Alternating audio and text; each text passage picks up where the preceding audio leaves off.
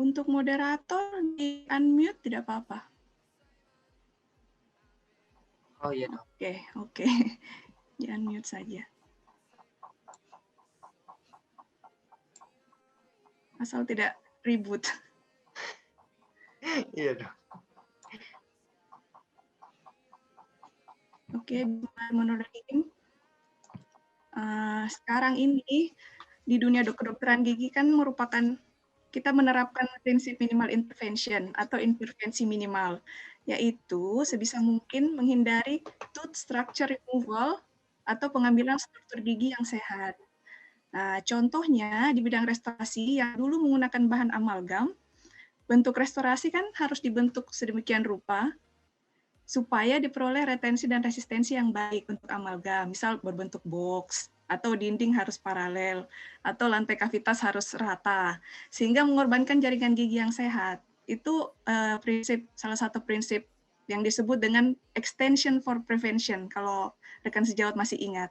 Nah, sekarang dalam prinsip minimal intervention itu kebalikannya, yaitu prevention for extension, yaitu sebisa mungkin jaringan sehat gigi dipertahankan, sehingga bahan restorasi adesif terus dikembangkan. Karena dengan menggunakan bahan adesif ini, tidak diperlukan bentuk kavitas dengan bentuk tertentu. Jadi, sehingga pengambilan struktur sehat dapat dihindari. Nah, jadi yang untuk penggunaan restorasi adesif yang akan di-remove nantinya hanya infected caries lesion atau lesi karies yang terinfeksi. Nah, selanjutnya dalam cosmetic dentistry dan aesthetic dentistry, ini ada dua ya dok. Jadi ada cosmetic dentistry, ada aesthetic dentistry. Jadi salah satu metode yang paling konservatif, salah satunya adalah bleaching atau tooth whitening. Karena pengambilan struktur gigi minimal. Nah, selain tooth whitening ini, metode lainnya ada microabrasion dan yang lagi populer itu ini akan dibahas lebih dalam mengenai bleaching, sebab masyarakat sudah semakin aware dengan estetik, sehingga prosedur ini sudah sangat lazim dilakukan dalam praktek sehari-hari. Meski demikian, masih sering ditemukan kendala pada saat operatif maupun post-operatif. Nah, dengan sesi diskusi ini diharapkan dapat menambah pengetahuan kita sehingga dapat diperoleh hasil yang optimal.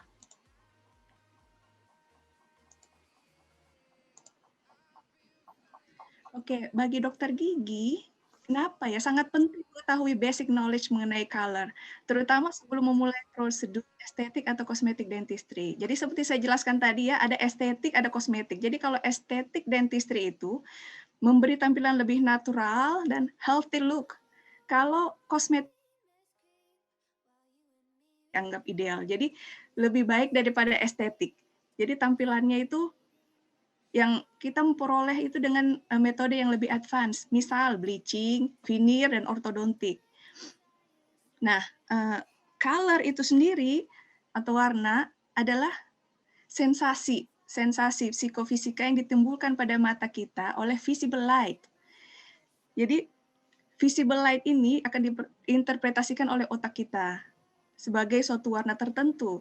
Misal ya, visible light yang menurut Newton berada pada range panjang gelombang 380 sampai 780 nanometer. Itu apa sajakah yang berada dalam range itu? Ada warna merah, oranye, kuning, hijau, biru, indigo, dan ungu. Misal ya, lampu LED. LED dan halogen termasuk spektrum warna masih dalam visible light. Karena kan LED itu ada yang 480 nanometer, ada yang LED ini kita semua sudah tahu kan dok, yang paling lazim di dental curing unit, alat curing. Nah, jadi dental curing itu lampu biru itu berada dalam spektrum warna visible light. Dia itu antara 470 sampai 500 nanometer. Makanya kita bisa melihat cahaya itu. Nah, contoh yang tidak visible, not visible, dia di luar dari range yang bisa ditangkap oleh otak kita. Misal, sinar UV, infrared, dan sinar X-ray.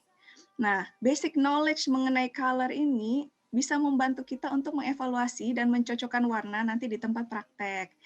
Jadi cahaya, kalau dia mengenai objek, ada 3 opsi yang bisa dikenakan pada benda tersebut. Misal dihantarkan, diserap, atau dipantulkan. Misal email itu kan sifatnya translucent, bukan transparan ya dok. Jadi ada bedanya translucent dengan transparan. Kalau transparan itu seperti kaca, kita bisa jelas melihat benda di di seberangnya. Sedangkan kalau translucent itu misal air. Jadi kalau semakin banyak volume air itu, maka objek di seberangnya itu semakin sulit untuk terlihat, walaupun dia nampak transparan. Nah, jadi email itu sifatnya translucent, sehingga dia kelihatan lebih cerah daripada dentin. Karena dentin itu sifatnya opaque. Jadi pada dentin cahaya cenderung dipantulkan, sehingga bentuk dia itu lebih opaque. Oke. Next. Jadi dimensi warna itu supaya lebih singkat, saya langsung bahas dimensi warna saja karena kalau dibahas color itu panjang sekali. Jadi coba saya sesingkat mungkin. 3 komponen warna yang harus kita ketahui. Ini tunggu ya, pointer dulu. Ini menurut Munsell, ini ada namanya color wheel. Jadi 3 dimensi warna ada hue, value, dan chroma. Nah, jadi kan kita bisa lihat di sini hue. Hue itu adalah warna dasar ini. Warna dasar. Misal ya, biru, merah, kuning. Sedangkan warna sekundernya itu oranye, hijau, dan ungu. Nah, ada juga namanya itu warna komplementer. Yaitu warna komplementer, warna yang sesuai bila dipadukan bersama. Misal di color wheel ini yang nampak berseberangan ini artinya warna komplementernya. Jadi biru dengan oranye, kuning dengan ungu. Nah, kenapa warna komplementer itu penting? Karena dia itu mengakibatkan kalau kita melihat suatu subjek akan lebih mencegah mata kita itu lebih cepat fatigue. Misal ya, warna dental dam, misal warna rubber dam dengan warna polybib, itu kan disarankan berwarna biru. Kenapa? Karena dia komplementer dengan warna gigi di sini, oranye. Supaya itu tidak jadi distraksi pada saat kita melakukan shade matching. Jadi dok, kalau misalnya kita punya polybib sini gambar bunga-bunga, warna merah, itu sangat tidak disarankan ya dok, karena akan mendistraksi pada saat kita menentukan warna. Nah, jadi hue itu warna dasar kan, sudah tadi. Kemudian value. Value itu adalah cerah dan gelapnya sesuatu. Jadi semakin dia naik value-nya, dia akan menjadi terang warnanya. Atau sebaliknya dia akan menjadi gelap. Nah, sedangkan chroma itu saturasi warna. Misal oranye tua, oranye muda, dan semakin muda. Nah, misal ya, di tempat praktek, cahaya itu kan sangat mempengaruhi objek yang kita lihat. Sehingga ini merupakan faktor penyulit pada saat shade matching. Nah, biasanya yang kita lihat, warna yang kita lihat di bawah lampu dental unit dan di bawah lampu yang ceiling lamp dan di bawah sinar matahari langsung, itu beda-beda warnanya, dok. Misal kita lihat di bawah lampu unit, oh sudah pas shade-nya. Begitu dimatikan lampunya itu beda lagi warnanya. Jadi itu fenomena yang sering sekali terjadi. Namanya metamerism.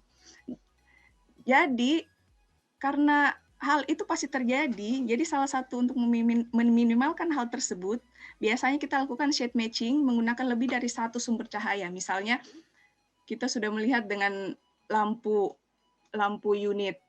Setelah itu lampunya dimatikan, kita bisa lakukan shade matching kembali dengan warna ceiling lamp. Atau bisa juga ya dalam bidang restorasi, belakangan ini kan sedang dikembangkan itu bahan restorasi yang mempunyai chameleon effect.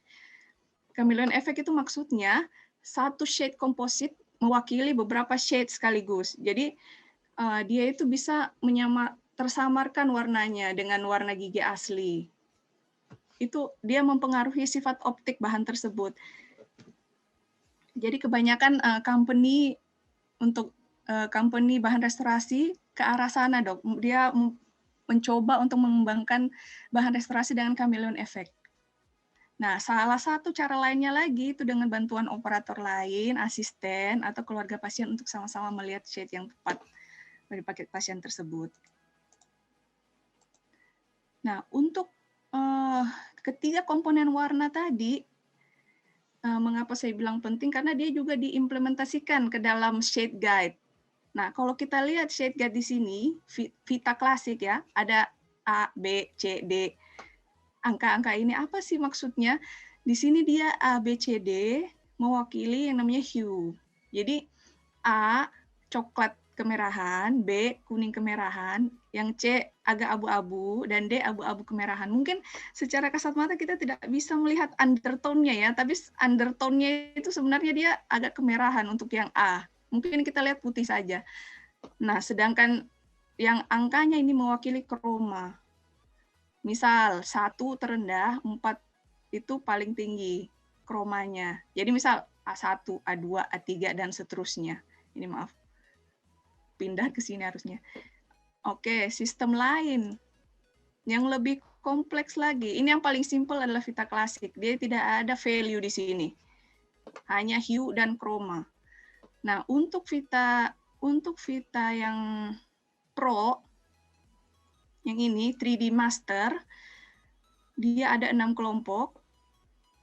Lebih lengkap lagi pilihan warnanya. Ada kelompok 0 sampai 5, ini ada kelompok 1, 2, 3, 4, dan 5.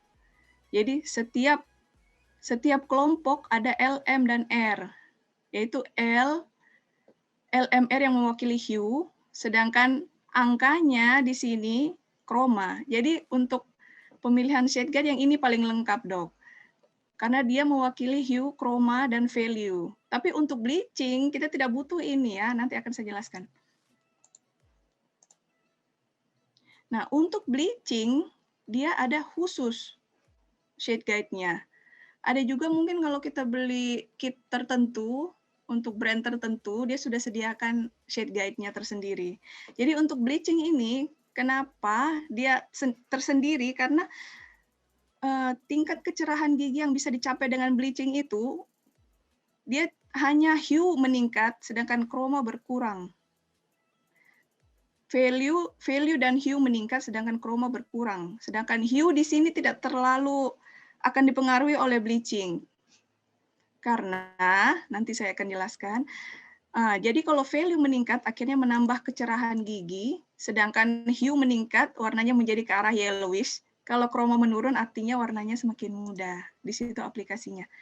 Jadi yang paling cerah di sini adalah OM1, sampai yang paling gelap di sini adalah 5M3. Oke, jadi salah satu hal penting juga pada saat kita melakukan bleaching adalah patient expectation. Nah, yang pertama, faktor penting yang dapat mempengaruhi shade matching dan outcome prosedur bleaching itu kan adalah salah satunya ekspektasi pasien. Indikator keberhasilan bleaching itu sangat subjektif. Bisa jadi menurut operator itu sudah putih, tapi menurut pasiennya belum, Dok. Ataupun sebaliknya. Jadi ada 3 tingkat ekspektasi pasien yang akan saya bahas di sini. Yang pertama itu Hollywood. Hollywood itu maksudnya giginya maunya yang putih dan rata seperti artis Hollywood. Dan umumnya pasien ini high demand ya, high demand, sangat peduli dengan penampilan, tapi lebih kurang jumlahnya. Nah, kedua ini adalah Alfred E. Newman. Ini sebenarnya nama karikatur ya, yang menggambarkan seseorang itu sangat likable. Maksudnya itu prosedur perawatannya itu disesuaikan dengan apa yang diharapkan oleh dokter gigi. Jadi apa yang dilakukan oleh dokter gigi, pasien itu akan menerima apa saja itu. Jadi kita berharap ke sini. Ini yang kita tuju. Sedangkan naturalis ini di sini paling susah karena kita harus benar-benar mereplikasi bentuk dan warna asli gigi. Nah, sulit. Kenapa? Kalau misalnya gigi itu ada karakteristik tertentu, misal ada crestline atau diastema, kita harus mengembalikan keadaan natural itu. Nah, yang paling mudah dan paling kita harapkan adalah yang di tengah ini, Dok.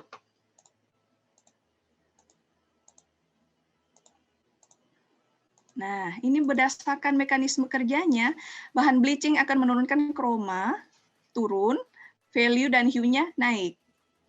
Nah, chroma paling banyak, bleaching itu paling banyak mempengaruhi chroma dan value dan paling sedikit hue.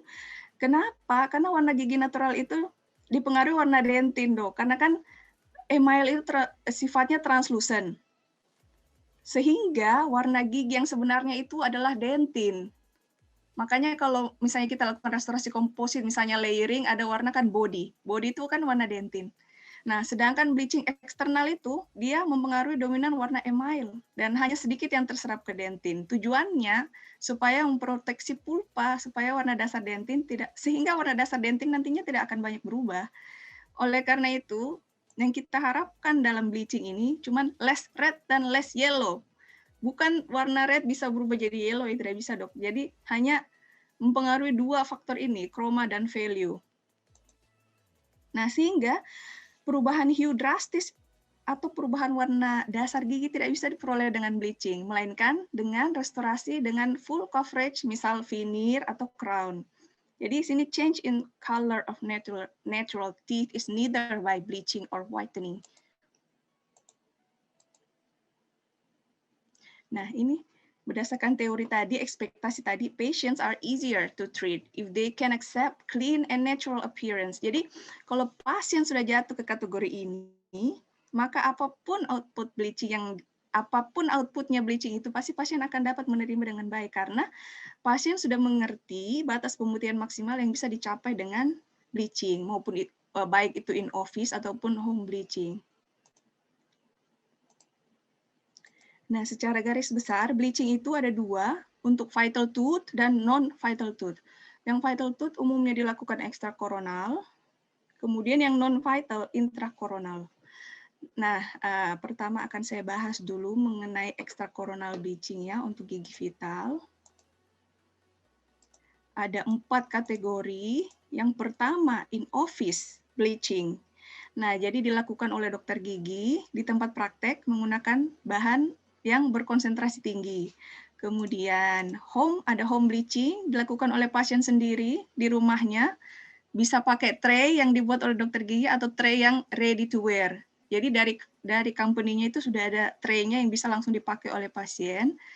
Tapi bahan bleaching-nya itu harus diberi oleh dokter gigi ya, bahannya tidak bisa dijual bebas. Kemudian ada juga OTC. OTC ini over the counter, artinya bisa dibeli di misal apotek atau e-commerce. Dia tersedia di mana-mana. Artinya, tapi mungkin di Indonesia saya rasa sudah banyak ya. Misalnya bentuk strip, gel atau liquid banyak kalau kita mau browsing di Tokopedia banyak.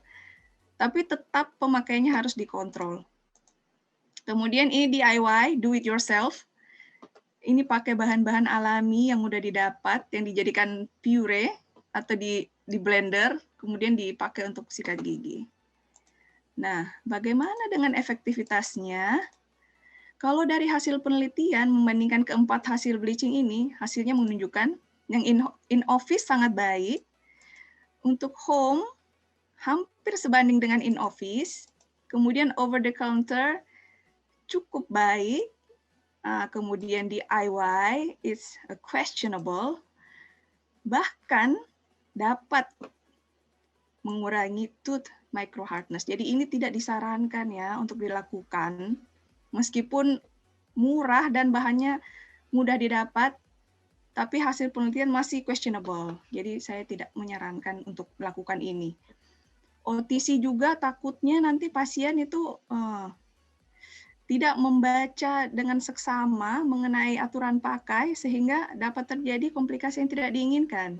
Jadi yang paling aman sebenarnya in office dan home bleaching. Nah, untuk materialnya sendiri umumnya hidrogen peroksida ya. Kalaupun ada karbamid peroksida, itu juga nantinya akan menghasilkan hidrogen peroksida. Di sini contoh saja ya, bukan endorse.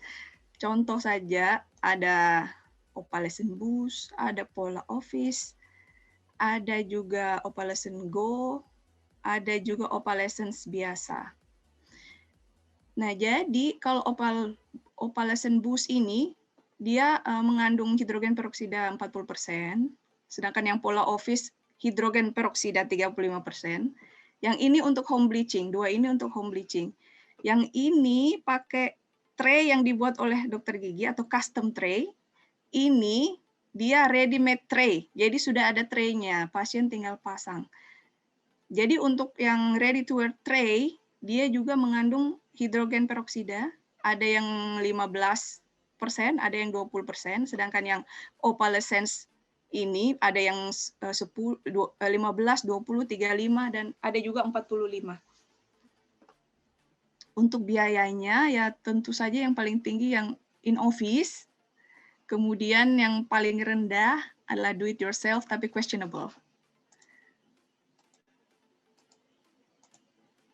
Nah, untuk extracorneal bleaching apa saja indikasi dan kontraindikasinya? Hampir semua external stain ya, kecuali yang metalik, karena yang metalik ini agak susah di bleaching karena bahan-bahan metal biasanya kalau ketemu peroksida dia menghasilkan greenish, malah jadi hijau nanti warnanya. Kemudian untuk kontraindikasinya unrealistic expectation, yang seperti tadi saya jelaskan, Dok, dia ekspektasinya seperti Hollywood, tapi kita lakukan bleaching. Jadi tidak bisa kita lakukan bleaching karena dia ekspektasinya sudah terlalu tinggi. Jadi untuk pasien yang seperti itu kita bisa sarankan untuk veneer. Nah, unwilling to cooperate, pregnancy, allergy, severe sensitivity. Oke. Nah, sebelum bleaching apa saja yang harus kita perhatikan? Yang pertama, active dental caries.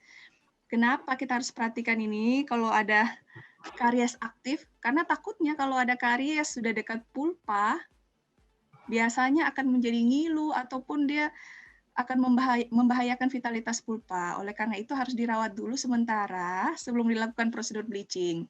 Baru kemudian setelah bleaching baru kita lakukan restorasi definitif. Kalau warna giginya sudah stabil. Nah, yang kedua, a single dark tooth. Jadi, single dark tooth ini maksudnya dalam satu rahang itu cuma satu gigi saja yang berubah warna. Ini menjadi tanda tanya ya, kenapa cuma satu gigi yang berubah warna. Nah, mungkin berhubungan dengan cedera traumatik atau mungkin sudah ada kelainan periapikal, sehingga mungkin yang diperlukan pemeriksaan lanjutan, misal fotoradiografi dan tes vitalitas pulpa. Kemudian yang kedua, crack lines. Sebenarnya bukan kontraindikasi absolut ya, tapi pasien perlu memahami kalau ada crack lines ini biasanya dia post-op sensitivity-nya lebih tinggi. Jadi agak bertambah ngilunya kalau kita lakukan bleaching pada gigi yang sudah ada crack lines. Nah, localized decalcification areas dan white spot. Nah, misal ada zona-zona yang terdekalsifikasi atau bentuk-bentuk white spot, biasanya bleaching itu dia tidak akan mempengaruhi white spot itu, Dok. Jadi sekitar dari white spot yang akan memutih, sedangkan white spot itu tetap di situ, tapi kita melihatnya sudah putih karena warna gigi akan warna white spot tadi tersamarkan dengan warna gigi yang sudah kita bleaching. Nah, di sini perawatan yang disarankan bukan dengan bleaching, dia lebih ke microabrasion atau infiltrasi resin atau restorasi yang mungkin lebih sesuai. Kemudian existing restoration. Nah, ini harus diperhatikan dulu. Misal tooth color restoration, karena restorasi komposit misalnya, dia itu tidak bisa restorasi itu kan tidak bisa menjadi putih dengan bleaching. Oleh sebab itu kita harus jelaskan ke pasien bahwa mungkin setelah di bleaching warna tambalan itu akan menjadi berbeda dari sebelumnya, sama dengan warna gigi menjadi lebih gelap. Jadi kemungkinan restorasinya harus di retreatment lagi, harus diganti. Nah, kemudian pre-existing tooth sensitivity. Kalau dari sebelum di bleaching saja sudah sensitif, bayangkan setelah di bleaching seperti apa sensitifnya. Jadi ini harus dirawat dulu sensitivity-nya, baru kita lakukan bleaching. Kemudian erosi, abrasi, resesi juga sama, mengakibatkan sensitivity.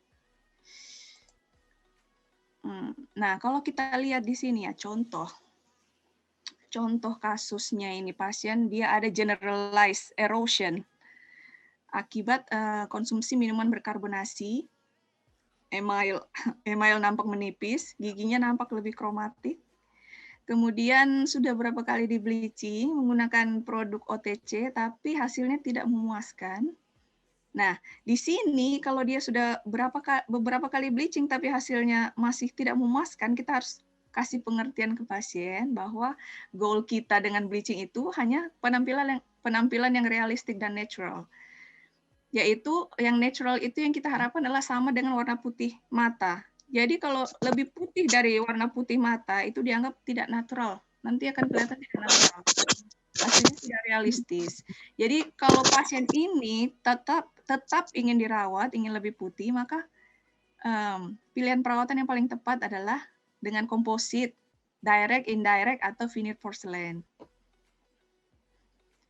Nah, dilihat juga dari tingkat keparahan erosinya. Kalau erosinya sudah dalam, tidak disarankan untuk dilakukan bleaching. Nah, kedua ini, pasien sama mengeluh juga sebelumnya bleachingnya sudah gagal. Tapi di sini kita harus pertimbangkan apakah akan dilakukan bleaching lagi atau tidak. Karena di sini ada resesi, ada tambelan lama, ada marginal gap-nya kurang bagus di sini, ada resesi, ada abfraksi, dan bentuk gingiva asimetris.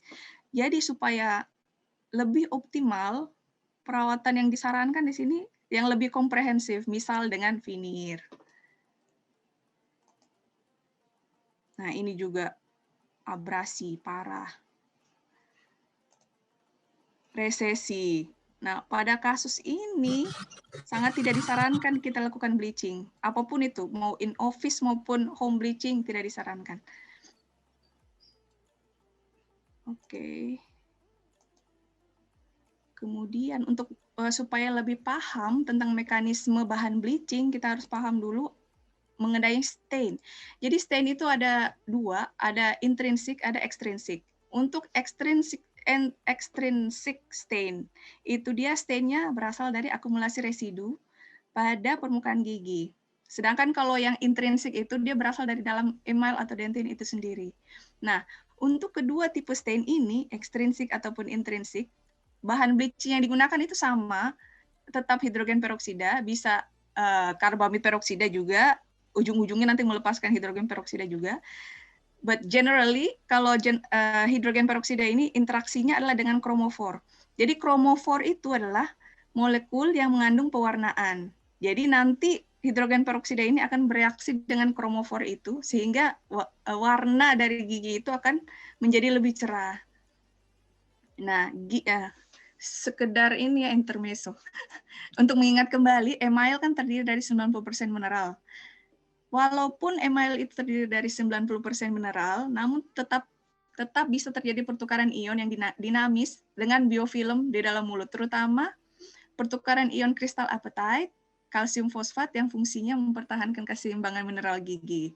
Nah, sedangkan dentin 70% mineral dan 20% matriks organik, sehingga antara email dengan dentin terdapat membran semi-permeable, sehingga memungkinkan bahan bleaching yang dari email tadi berpenetrasi ke dentin. Begitu pula dengan sebaliknya. Jadi saat kromofor yang di dentin bisa terlihat melalui email. Nah, selain akumulasi residu tadi, faktor lain misal kekasaran permukaan email, misal ada pit, bentuk-bentuk irregular, komposisi saliva, flow rate saliva, dan oral hygiene yang buruk. Misalnya pertama ada brown stain. Ini mungkin paling sering kita temui. Dia itu berasal dari pelikel bebas bakteri, biasanya pada permukaan bukal, gigi, atau bagian sepertiga tengah sampai insisal. Dia berhubungan dengan oral hygiene yang buruk, atau karena zat tanin yang terdapat pada teh, kopi, atau stain rokok yang bisa mencapai sepertiga tengah gigi. Kemudian ini juga lazim terutama pada wanita ya, black stain. Kalau ini dok, walaupun dia orangnya hanya bagus, ini tetap bisa terjadi terus-menerus. Karena dia ini sangat berhubungan dengan pelepasan zat besi. Nah misal, plaknya bersifat musin, dia itu terinfiltrasi dengan bakteri kromogenik. Misal, misal Actinomyces. Jadi produk bakteri Actinomyces ini, hidrogen sulfida nanti akan bereaksi dengan zat besi dari saliva, menghasilkan ferric sulfat. Nah, zat besi itu bisa ditemukan dalam tubuh kita. Jadi kalau misalnya di tubuh kita terjadi ketidakseimbangan zat besi, maka zat besi bebas itu akan keluar dari saliva, Dok. Jadi zat besi itu nantinya akan bereaksi dengan bakteri kromogen yang akan mengakibatkan stain. Tapi umumnya pada pasien dengan stain seperti ini, biasanya dia kariesnya justru kurang, karena di dalam mulutnya itu dominan bakteri kromogenik dibandingkan dengan bakteri kariogenik. Ada juga green stain, akibat bakteri dan fungi, terutama pada anak-anak ya, ini sering anak perempuan. Orange, stain pada cervical line, banyak bakteri kromogenik juga, atau metallic stain. Kalau ini jarang, ini karena terpapar zat berat ya, secara lokal atau obat-obatan lokal. Untuk yang intrinsik ada beberapa, sistemik, aging, dan lokal. Nah, jadi stain intrinsik ini dia terjadinya selama gigi erupsi karena ada molekul stain dalam email atau dentin. Nah, yang paling sering itu adalah iatrogenik atau systemic drug, dental fluorosis, dan tetracycline stain. Ini yang paling sering kita temui dalam sehari-hari. Ada juga amelogenesis imperfect. Itu juga sering dan kadang dibedakan satu sama lain.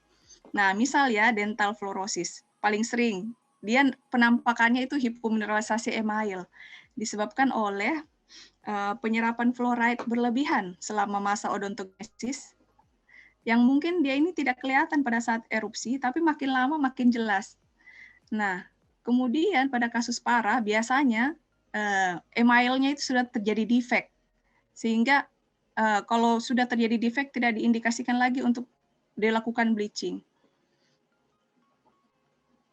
Nah, kemudian untuk lokal ada calcific metamorphosis, intrapulpal hemorrhage, root resorption, pulp remains, pulp necrosis, dan endodontic sealer, dan restoratif material. Nah, misal ya, gigi nekrosis. Gigi nekrosis. Nah ini yang paling sering kita temui. Dia dapat mengubah warna gigi karena hasil dari dekomposisi jaringan pulpa dan produk-produknya menginfiltrasi tubulus dentin pada kasus trauma. Jadi pada saat terjadi trauma itu kan terjadi hemolisis sel darah merah yang melepaskan hemoglobin yang menyebabkan terjadi diskolorasi. Jadi komponen darah ini akan berdifusi ke tubulus dentin dan melepaskan yang namanya ferric sulfida. Akhirnya akan mengakibatkan warna gigi itu menjadi gelap, jadi coklat biasanya, warna coklat gelap. Nah, ini bahan sealer yang biasanya bikin menjadi stain AH26 atau zinc oxide eugenol. Atau restoratif material bisa juga beberapa bahan root repair material, misal MTA Gray. Jadi pada saat kita melakukan perawatan juga harus hati-hati dalam pemilihan bahan karena bisa jadi di masa ke depannya itu bisa mengakibatkan stain intrinsik. Nah, ini juga intrakanal medikamen. Nah, kalau sudah tahu tentang dengan stain tadi mengandung kromofor, kita bisa memahami mekanisme dari peroksida. Jadi semua bahan bleaching, bahan dasarnya adalah peroksida. Jadi ada dua step, yang pertama difusi, yang kedua interaksi. Nah, pada step pertama difusi ini, kan tadi bahan peroksida sifatnya water soluble. Nah, molekulnya itu dia masuk ke dalam interprismatic email dan tubulus dentin. Nah, bagaimana difusinya ke dentin ini dia tergantung dari konsentrasi dan durasi aplikasi. Jadi semakin tinggi konsentrasi dari peroksida dan semakin lama diaplikasikan, tentu difusinya semakin bagus. Tapi nantinya kalau terlalu berlebihan bisa mengakibatkan post-op sensitivity atau membahayakan vitalitas pulpa. Nah, sedangkan untuk interaksi tadi hidrogen peroksidanya kan dia akan menghasilkan sesuatu yang disebut dengan radikal bebas. Jadi radikal bebas inilah yang akan nanti mengikat molekul stain atau kromofor tadi. Sehingga molekul stain tadi yang ada dua molekul satunya diikat oleh radikal bebas, jadinya sudah tidak stabil lagi si molekul stain ini. Akhirnya dia terbelah sehingga stain-nya itu akan hilang karena sudah tidak stabil molekul kromofornya. Nah, selanjutnya setelah ini terjadi, maka kita harapkan ini terjadi perubahan pada permukaan dan warna. Nah, reaksi oksidasi tadi kan di interaksi ini terjadi ini kan dok, reaksi oksidasi. Dia tergantung jumlah kromofornya juga ada berapa. Jadi misalnya jumlah kromofor molekul kromofornya misal ada 10 dok. Jadi ke 10 molekul ini sudah dioksidasi oleh hidrogen peroksida. Jadi sudah tidak ada lagi molekul, sudah tidak ada kromofor yang bisa dioksidasi lagi. Akhirnya gigi tersebut sudah tidak bisa lebih putih lagi. Itu kita namakan itu titik saturasi namanya, atau whitening threshold. Jadi ambang batas dari pemutihan itu bisa dok. Jadi walaupun kita mau memutihkan 2 jam, 3 jam, kalau dia sudah sampai titik saturasi, sudah tidak ada lagi molekul kromofor yang bisa dioksidasi oleh hidrogen peroksida, maka dia akan berhenti sampai situ saja. Nah, malahan kalau kita terus-terusan melewati saturation point tadi, malahan akan nanti dia membahayakan struktur gigi karena kan sifatnya asam peroksida ini. pH-nya bisa sampai 5. Jadi bisa melarutkan permukaan gigi. Oke. Kita lihat lagi beberapa kasus tetrasiklin stain. Nah, jadi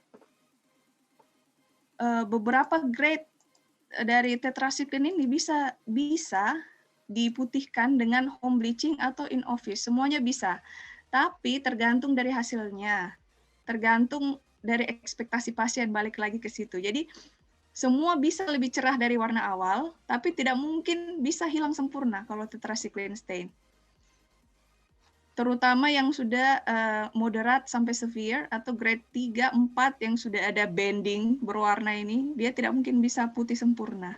Bandingnya masih kelihatan ini dok. Nah, jadi perlu dijelaskan ke pasien pada kasus seperti ini tidak mungkin bisa putih sempurna hanya dengan bleaching. Namun kalau pasien tetap setuju dilakukan bleaching, boleh dilakukan. Nah, untuk yang ini disarankan kita menggunakan bonded restoration supaya lebih optimal estetiknya. Ini juga fluorosis, ada yang ini stain coklat, brown stain eksternal. Ini juga stain coklat. Kemudian ini single tooth, cuman satu gigi yang berubah warna. Nah, ini diagnosanya kan tadi calcific metamorphosis ya. Kalau kita lihat di sini dia pulpanya tidak terlihat. Sudah terjadi obstruksi, tapi giginya ini masih vital. Jadi di sini tidak diindikasikan dilakukan perawatan endodontik karena dia giginya masih vital. Kita masih bisa lakukan external bleaching pada pasien ini. Ini dilakukan external bleaching 2 minggu kemudian sudah bisa putih.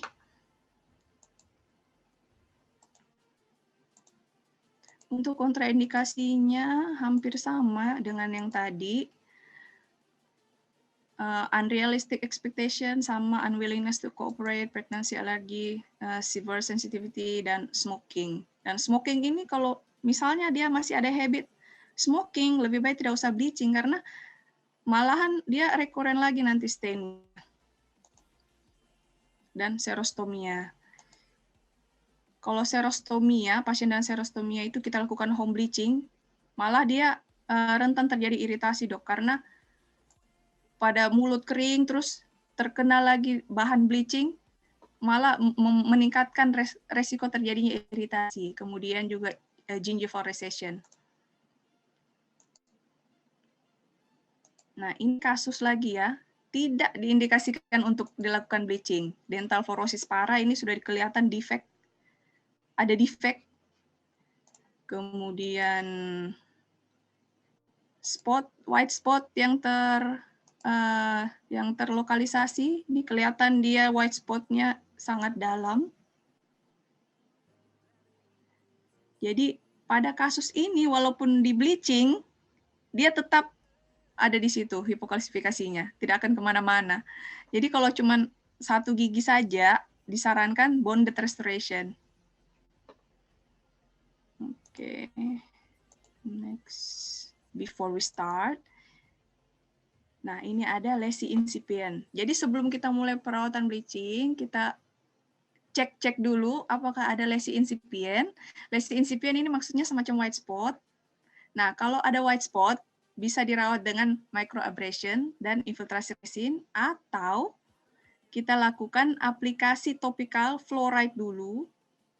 Ini ada fluoride 5%, atau amorphous phosphate acidulated phosphate fluoride 23%, atau biasanya ini bisa pakai tray, bisa juga sediaannya yang furnace, bisa juga di furnace.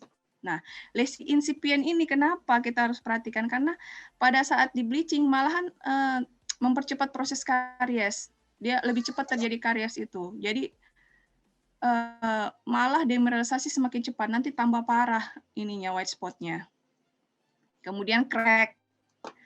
Kemudian, oh ya, kalau ada crack, disarankan dilakukan adhesive sealing dulu. Jadi permukaan gigi yang crack itu di-seal dulu dengan menggunakan bahan adhesif. Bahan adhesif ini misalnya bonding. Jadi SEA ini self edge adhesive. Jadi saya singkat jadi SEA ya. Jadi kalau nanti muncul term ini, itulah self edge adhesive. Jadi self edge adhesive itu yang tidak ESA bonding. Jadi bonding itu kan ada dua, edge and rinse sama self edge adhesive. Jadi kalau edge and rinse itu pakai ESA, dibilas, baru dibonding, sedangkan self edge adhesive tidak perlu ESA, jadi dia all in one. Kemudian kita perhatikan juga cavity. Jadi kalau ada cavity ini yang sebaiknya direstorasi dulu, dan bahan yang direkomendasikan adalah RMGIC. Kenapa RMGIC? Karena kalau kita pakai GIC itu tingkat kelarutannya kan tinggi di dalam mulut. Jadi dia kemungkinan cepat larutnya dibandingkan RMGIC. Nah, sedangkan komposit mungkin lebih tinggi ya biayanya, cost-nya dibandingkan RMGIC, sehingga karena kan nantinya ini akan diganti setelah bleaching. Jadi disarankan RMGIC. Kemudian untuk non-cavity dental expose, jadi kalau kita melihat ada kavitas di dalam mulut pasien itu kan untuk yang cavity ini ada karies dan non-karies. Kalau non-karies itu abrasi, abfraksi, dan erosi. Sedangkan non-cavity dentinal expose ini resesi. Tetap kita harus lakukan adhesive sealing dengan menggunakan self-edge adhesive.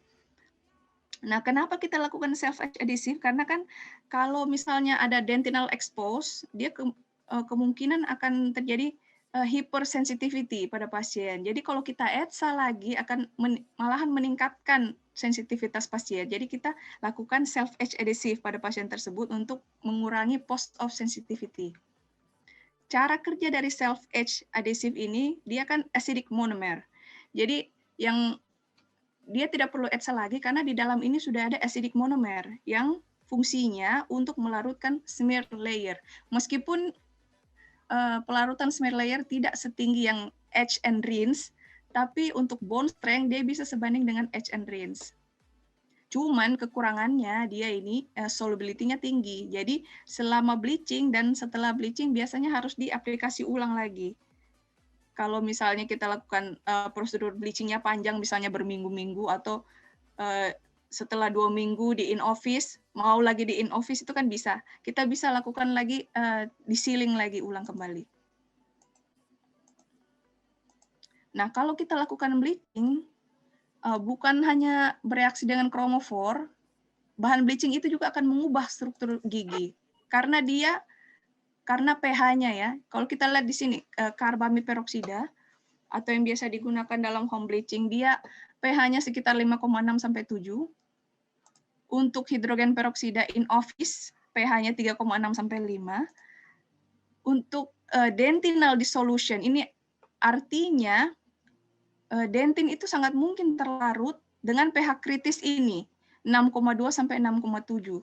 Jadi pH dari bahan bleaching ini semuanya berada di bawah dari batas dentinal dissolution. Jadi kalau penggunaannya tidak hati-hati bisa melarutkan dentin. Makanya tadi ya, direct contact dengan dentin itu sangat tidak disarankan. Jadi kalau ada dentin yang terbuka itu segera ditutup semuanya sebelum dilakukan bleaching. Selain itu, kalau gigi tersebut dikenai bahan bleaching, dia bisa meningkatkan surface porosity. Jadi permukaan gigi jadi lebih poros, reduce organic content, reduce juga kalsium fosfat, mengurangi micro hardness, permukaan gigi menjadi kasar. Nah, ini strictly prohibited. Jadi sangat tidak boleh kena dengan exposed dentin area. Nah, jadi saya refresh lagi kembali. Kalau bahan bleaching kontak dengan dentin yang terbuka, jadi radikal bebasnya itu dia masuk dari email ke dentin, bisa mencapai pulpa, sehingga bisa mengakibatkan gigi sensitif. Jadi mekanisme ngilu itu, misal dia mencapai pulpa si hidrogen peroksida, jadi di pulpa kan ada mediator biokimia, jadi yang perannya itu untuk proses inflamasi.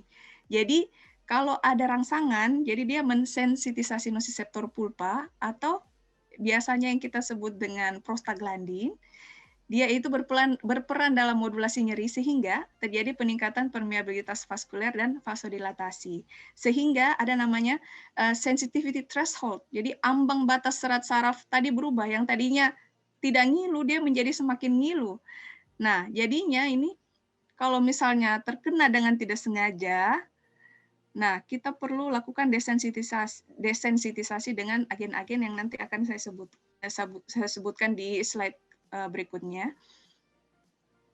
Jadi pemberian bahan desensitisasi ini bisa sebelum dan sesudah prosedur bleaching atau dicampurkan dengan bahan bleaching.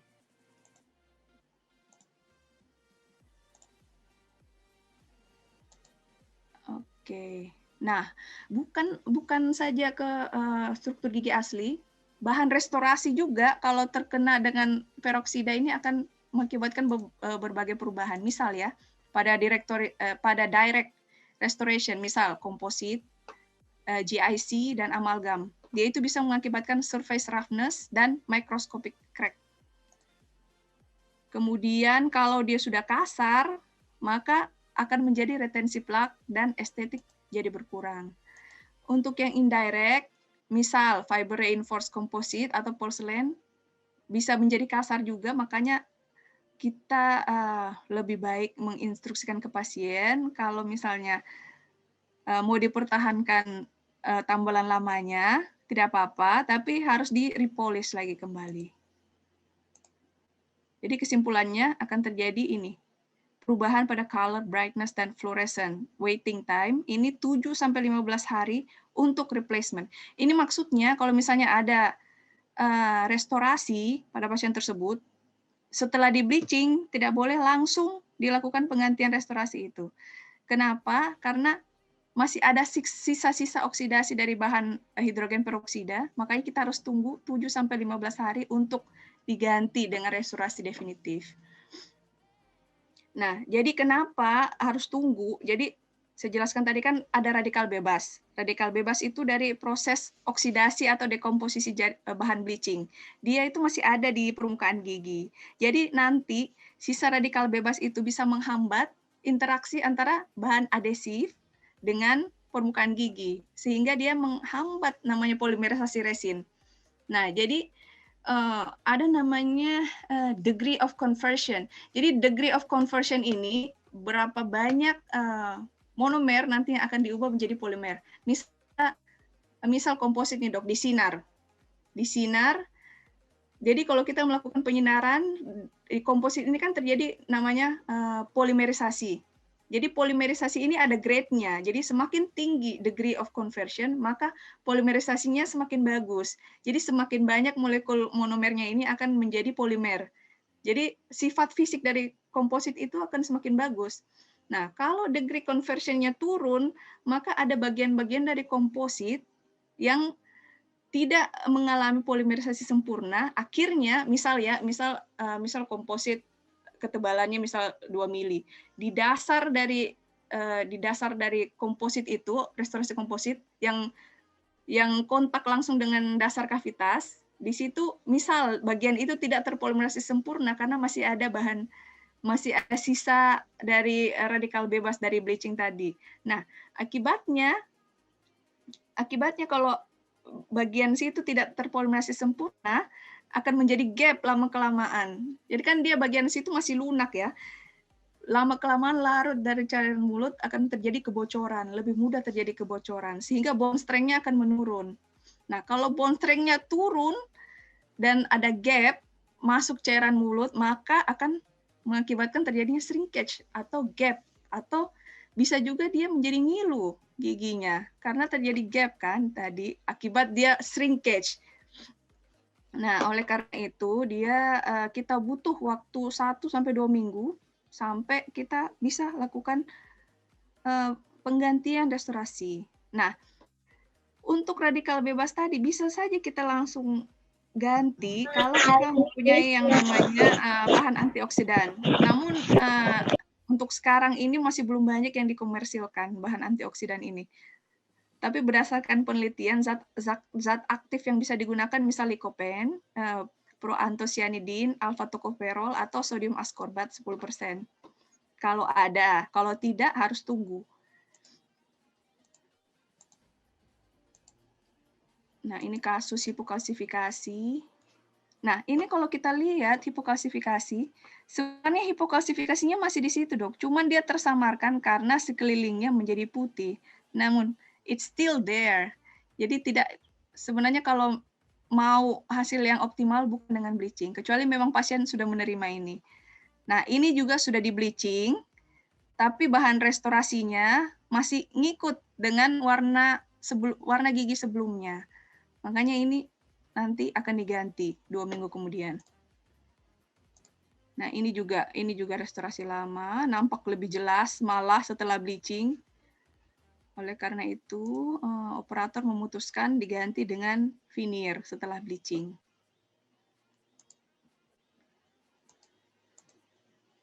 Nah, berdasarkan penelitian, mari kita lihat apakah light irradiation.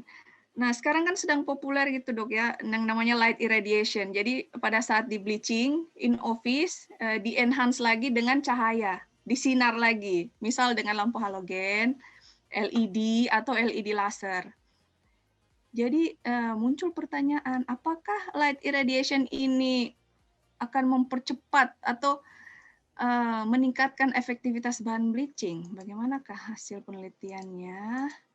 Hasil penelitiannya malah tidak ada perubahan yang berarti, tidak signifikan perubahannya kalau kita menggunakan light irradiation. Malahan sensitivitas gigi menjadi tinggi.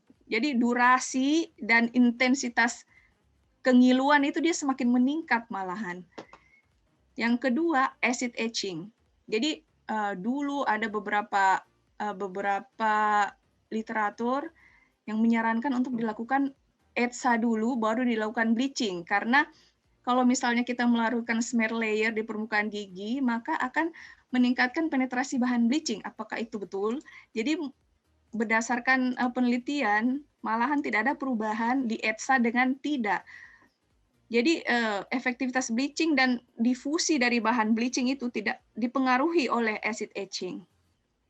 Oleh karena itu should not be used within office bleaching. Jadi penyinaran bukan should not be used ya, you can use but tapi tidak mempengaruhi efektivitas bleaching. Mungkin tujuannya untuk memotivasi pasien atau sekedar maybe pencitraan ya, Dok. Bisa untuk dilakukan ini light irradiation, tapi untuk efektivitas bleaching dia tidak mempengaruhi. Kemudian untuk staining food, apakah setelah bleaching itu kita perlu lakukan namanya white diet? Itu ternyata staining food ini tidak mempengaruhi hasil bleaching. Jadi kopi, teh, dark fruit tidak mempengaruhi hasil daripada bleaching. tidak mempengaruhi outcome bleaching dan tidak juga mengakibatkan tooth sensitivity. Oleh sebab itu, white diet is unnecessary. Jadi setelah bleaching tidak perlu diet macam-macam, tetap seperti biasa saja. Kalaupun ada stain nantinya muncul, bisa dihilangkan dengan prosedur profilaksis. Oke, jadi sebelum kita lakukan bleaching, perlu kita lakukan shade matching dulu. Tapi berhubung ini kan bukan restorasi dok, jadi mungkin shade matching tidak perlu seteliti kalau kita lakukan restorasi estetik, tapi penting juga untuk kita tahu sebelum kita lakukan shade matching. Jadi ini berlaku untuk semua prosedur estetik dan kosmetik. Kita perhatikan dulu lighting dan environment, ada ceiling lamp, dental unit lamp, dan natural light. Kita bisa lakukan shade matching di ketiga sumber lampu ini, atau kalau tidak ada, tidak bisa keluar, ini kan natural light kena matahari langsung, tidak mungkin pasiennya disuruh keluar kan dok. Jadi ceiling lamp dan dental unit lamp sudah cukup. Portable lamp ya mungkin bisa juga. Kemudian distance and position, pastikan jarak antara gigi dengan mata klinisi itu satu garis lurus. Jadi jangan lebih rendah atau kita di atas pasien atau lebih rendah daripada pasien. Dan jaraknya 23-35 cm. Kemudian timingnya at the beginning. Jadi pada saat di awal appointment kita lakukan shade matching, jangan di akhir. Karena pada saat itu mata kita sudah terdistraksi oleh banyak warna lain ya. Jadi kemungkinan kita mengambil keputusan yang salah kita lakukan tidak at the beginning. Nah, kemudian lakukan pada clean and polished tooth. Jadi giginya itu sudah harus bersih sebelum kita lakukan shade matching. Kemudian, nah ini mengambil keputusan cukup 5-7 detik saja, tidak boleh terlalu lama. Kalau terlalu lama mata kita sudah terlanjur lelah, fatigue, sehingga warna yang kita lihat saat itu sudah tidak akurat lagi. Nah, untuk ini ya, misalnya ini ya, pasien, lampunya di sini, kita berada di sini ya, misal kita tegak lurus pasien, jadi lampu itu berada antara kita dengan pasien. Atau kalau misalnya lampunya 2, bisa seperti ini, atau pakai ring light, bisa juga, jadi kita di tengah-tengah. Tapi saya rasa yang paling umum yang ini ya. Jadi lampu ini bukan di belakang operator ya, atau di depan sini, bukan. Jadi lampunya di samping sini. Oke, next saya rekap untuk prosedurnya home bleaching. Yang pertama, profilaksis. Jadi pertama pasien datang kita lakukan prosedur profilaksis dulu. Jadi profilaksis itu dibersihkan dulu giginya pakai pasta profilaksis. Yang medium saja atau fine, jangan terlalu kasar, jangan yang coarse. Karena kan pasta profilaksis ini ada coarse, ada fine, ada extra fine, ada medium. Kita pilih yang medium sampai fine saja, jangan terlalu kasar.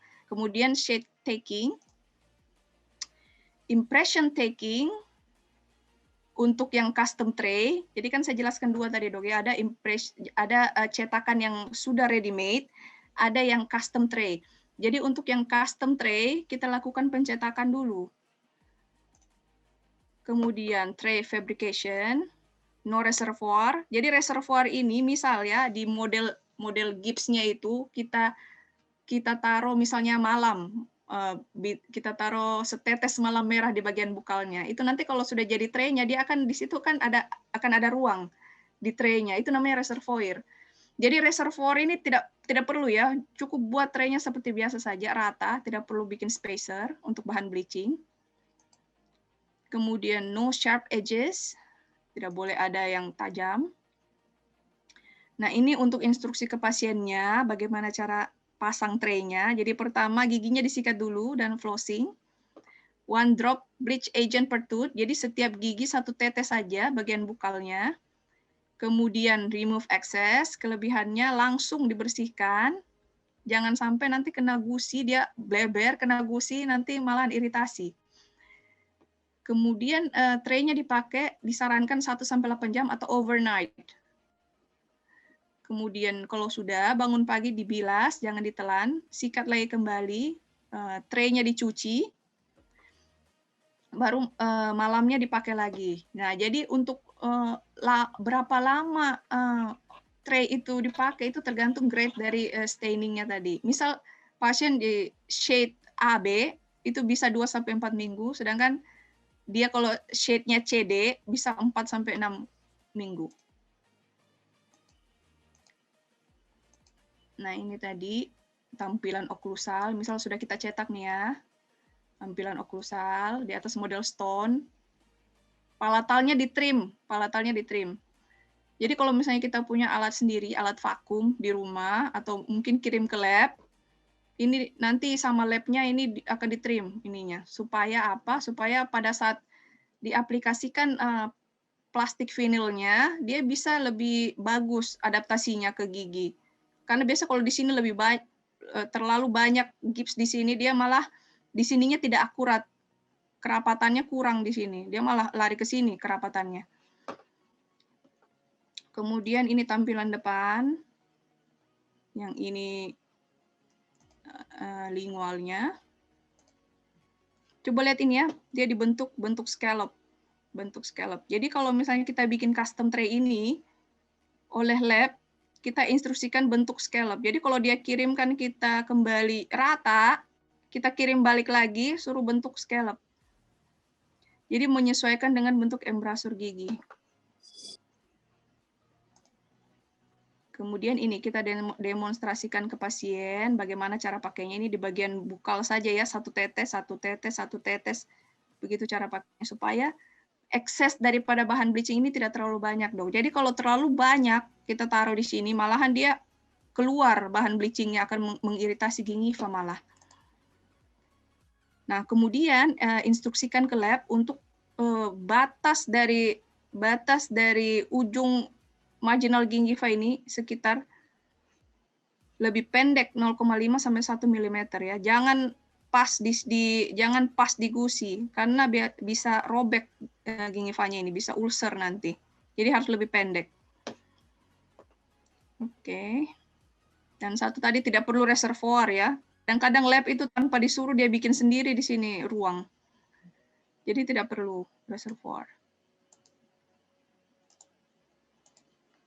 Nah, ini tadi untuk yang calcific metamorphosis gigi masih vital, tidak perlu dilakukan internal bleaching. Bisa kita lakukan bleaching individual, kita bikin tray individual, tapi tetap bawahnya full, supaya pada saat diaplikasikan ini stabil, tidak goyang-goyang. Jadi, satu gigi saya tidak mungkin bisa dipasangkan tray. Jadi, bawahnya ini perlu kita bikinkan juga, supaya jadi stabilizer. Nah, ini setelah di bleaching 3 minggu hasilnya seperti ini. Bisa juga ini kita bikin full, tapi ini dulu yang kita aplikasikan bahan bleachingnya gigi ini dulu. Baru kalau sudah sama, baru kita lakukan full bahan bleachingnya diaplikasikan ke semua gigi. Nah, untuk extracoronal bleaching, mungkin yang paling banyak dilakukan ya, hampir sama dengan yang tadi, prophylaxis, shade taking, seal exposed dentin area, lubricate lip area, apply hemostatic agent, ini nanti saya jelaskan, desensitize, apply resin barrier, lubricate gingival area, apply bleaching agent, suction, rinse, reapply, dan touch up bisa 9 bulan sampai 1 tahun kemudian. Nah, ini. Nah, pertama ya, kalau kita lihat ada atrisi seperti ini, pertama kita seal dulu. Bisa pakai self-etch adhesive, tapi pada kasus ini dia pakai etch and rinse, karena tidak terlalu dalam expose-nya. Di etsa, bonding, baru kemudian disinar. Ini supaya dia ketutup tubulus dentinnya, supaya nanti tidak ngilu setelah di bleaching. Nah, kemudian kita aplikasikan dulu ini petroleum jelly di bibirnya, supaya tidak terjadi nanti iritasi. Kenapa, Dok? Karena ini petroleum jelly kan dia sifatnya hydrophobic. Jadi kalau misalnya terjadi kecelakaan, kecipratan misalnya bahan bleachingnya ke sini, dia tidak langsung kena dengan mukosa, tidak langsung kena dengan bibir, jadi melindungi pasien dari iritasi. Kemudian pasang cheek retraktor. kemudian kita aplikasikan yang namanya bahan hemostatik. Jadi bahan hemostatik ini biasanya kita pakai kalau misalnya kita habis preparasi mahkota itu kan biasanya agak basah ya dok, masih berdarah daerah sulkusnya. Biasanya kita aplikasikan ini untuk menghentikan perdarahan ini biasanya supaya hasil pencetakannya nanti lebih bagus, lebih kering mahkotanya nanti. Nah, bahan hemostatik ini juga bisa pakai di gusi. Jadi bahan hemostatik ini kan prinsip kerjanya dia itu bisa mengeringkan daerah sulkus. Nah, kenapa kita pakai ini? Misalnya ini ya hemostatik ada astringen, ada viskostat. Jadi astringen ini mengandung ferric sulfat 15%, ini 20%. Nah, jadi ini biasanya kalau kita aplikasikan di semua gingivanya, aplikasikan sampai di sulkus, jadi dia produksi cairan gingiva itu akan berkurang. Jadi kan gingiva ini dia produksi cairan dok, namanya GCF, gingival crevicular fluid. Jadi kalau banyak dia produksi cairan gingiva, sebanyak apapun barrier yang kita taruh di sini dia tetap akan bocor karena kan basah dari dalam. Nah, oleh karena itu kita aplikasikan ini supaya gingivanya kering dalam waktu lama sehingga nanti barrier resinnya tidak gampang bocor. Nah, baru kemudian kita aplikasi desensitizer-nya. Ini umumnya desensitizer itu isinya potasium nitrat. Jadi di berbagai toothpaste, odol-odol juga biasanya isinya, misal Sensodyne ya, isinya itu potasium nitrat. Jadi fungsinya untuk menutup tubulus dentin. Jadi supaya tidak terjadi post-op sensitivity setelah dilakukan bleaching. Nah, setelah kita aplikasikan di sini, disikat supaya bahan desensitisasinya ini masuk ke dalam pori-pori, lebih efektif. Disikat 20 menit supaya lebih penetrasi, kemudian kita bersihkan. Dibersihkan semua atau disuction. Jadi kalau tidak punya high speed suction, jadi kan suction itu ada dua, ada low speed, ada high speed. Kalau yang low speed, dia tidak mungkin bisa mengsuction daerah-daerah sini dengan cepat. Jadi dia lambat kerjanya. Jadi lebih bagus kalau kita punya high speed, tapi kalau tidak punya tidak apa-apa, dilap saja dengan kasa. Baru setelahnya kita rinse, dibilas dengan air. Baru kita aplikasikan ini namanya barrier, resin barrier. Jadi ini resin. Jadi apapun sistemnya, merek apapun yang kita pakai, pasti selama dia masih pakai hidrogen peroksida sebagai bahan aktifnya, pasti dia akan sediakan namanya barrier.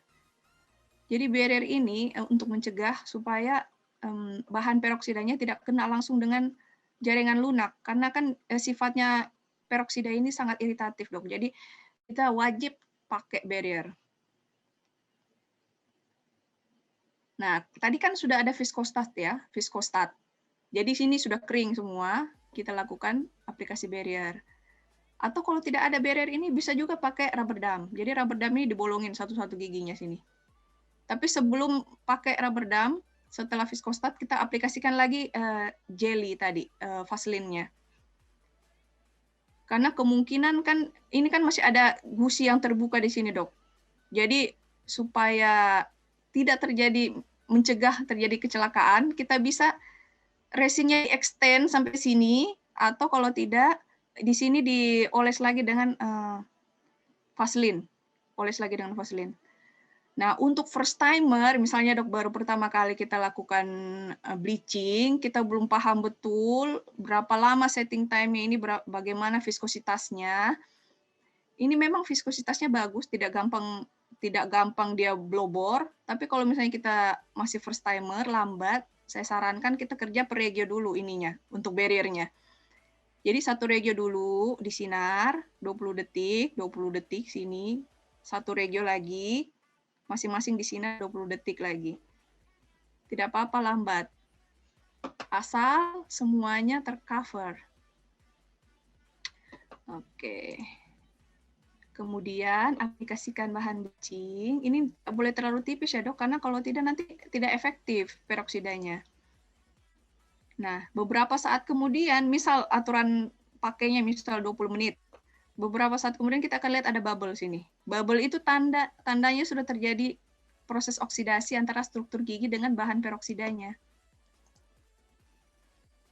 Maaf. Nah, baru kemudian setelah 20 menit, kita lakukan suction. Nah, ada yang bertanya dulu, bagaimana dok? Kira-kira lakukan atas dulu, selesai, baru bawah, atau langsung dua-duanya? Jadi sebaiknya langsung saja ya, rahang atas, rahang bawah langsung. Karena kalau atas dulu, terus bawah, itu malahan menambah chair time. Makin lama nanti prosedurnya. Jadi untuk menghemat waktu, supaya pasien tidak terlalu lama juga mangap, kita lakukan langsung atas bawah. Baru kalau kita lihat ada bagian-bagian yang misalnya botak, pitak, kita tambahkan lagi bahan peroksidanya, bahan gel bleachingnya. Kalau sudah, kita suction dengan high speed. Kalau tidak ada high speed, bisa dilap satu-satu dengan kasa. Kalau sudah bersih, tapi harus hati-hati ya dok, kalau misalnya lap pakai kasa, hati-hati jangan sampai kena bibir. Baru kemudian kita rinse dengan air. Nah, itu tadi bahannya bisa macam-macam untuk in office. Jadi disesuaikan dengan budget. Ada namanya pola office. Ada juga opalescent boost. Jadi untuk pola office, dia itu bentukannya dia ada semacam jar. Jadi powder. Powder ini dicampur dengan gel. Dicampur nanti dia jadi biru kan. Nah, kalau sudah tercampur semuanya, kita aplikasikan dengan menggunakan microbrush. Microbrush. Ini ada resinnya juga, ada resin barriernya juga. Jadi prinsip kerja untuk in office itu merek apapun itu hampir sama semuanya, ada barriernya, ada komponen gel bleachingnya. Nah, sedangkan untuk opalescent boost ini dia ada 2 siring, sistemnya 2 siring. Jadi satu siring ini isinya desensitizer, yang satunya agen bleaching. Jadi agen bleachingnya ini kita perhatikan dong, ada 2 step, jadi di tengah-tengahnya ini ada semacam membran. Jadi gel bleaching dengan aktivator, dia tidak akan aktif kalau membrannya ini tidak ditekan dulu. Jadi tekannya ini ada 2 step. Kadang-kadang baru tekan 1 step, terus dicampur. Akhirnya dia tidak aktif bahan bleachingnya. Jadi tekan 2 kali, tekan ke sini, tekan lagi ke sini. Jadi ini dicampur dulu, baru kemudian dikocok. Jadi masing-masing kalau saya nggak salah 50 kali ya, 25 persisinya 25 kali. Jadi dicampur, kalau sudah dicampur kita aplikasikan dengan microbrush. Nah ini kalau misalnya kita lakukan membran, kita perhatikan ini ya dok. Jadi untuk aplikasi gingival barrier yang tepat, itu posisinya di cervical, sedikit menutup gigi di sini, sedikit menutup gigi dan gingivanya juga ketutup. Interdentalnya juga ditutup. Jadi kalau diaplikasikan bahan bleaching ini begini jadinya. Interdentalnya ditutup. Kemudian ini ketebalannya minimal 2 mm, tapi saya sarankan di-extend lagi. Kemudian ini yang tidak tepat ya. Jadi kalau kita lihat sini, interdentalnya open. Jadi bahan bleachingnya kena gingiva, akibatnya iritasi.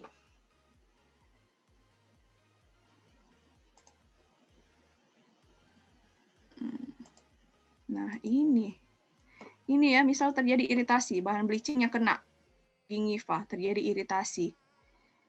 Nah kita bisa lakukan itu aplikasi dengan katalase atau bahan penetral atau gingival soothing gel, itu banyak di pasaran dong, misal Oxyfresh, bisa kita aplikasikan ke sini supaya dia warnanya kembali normal lagi.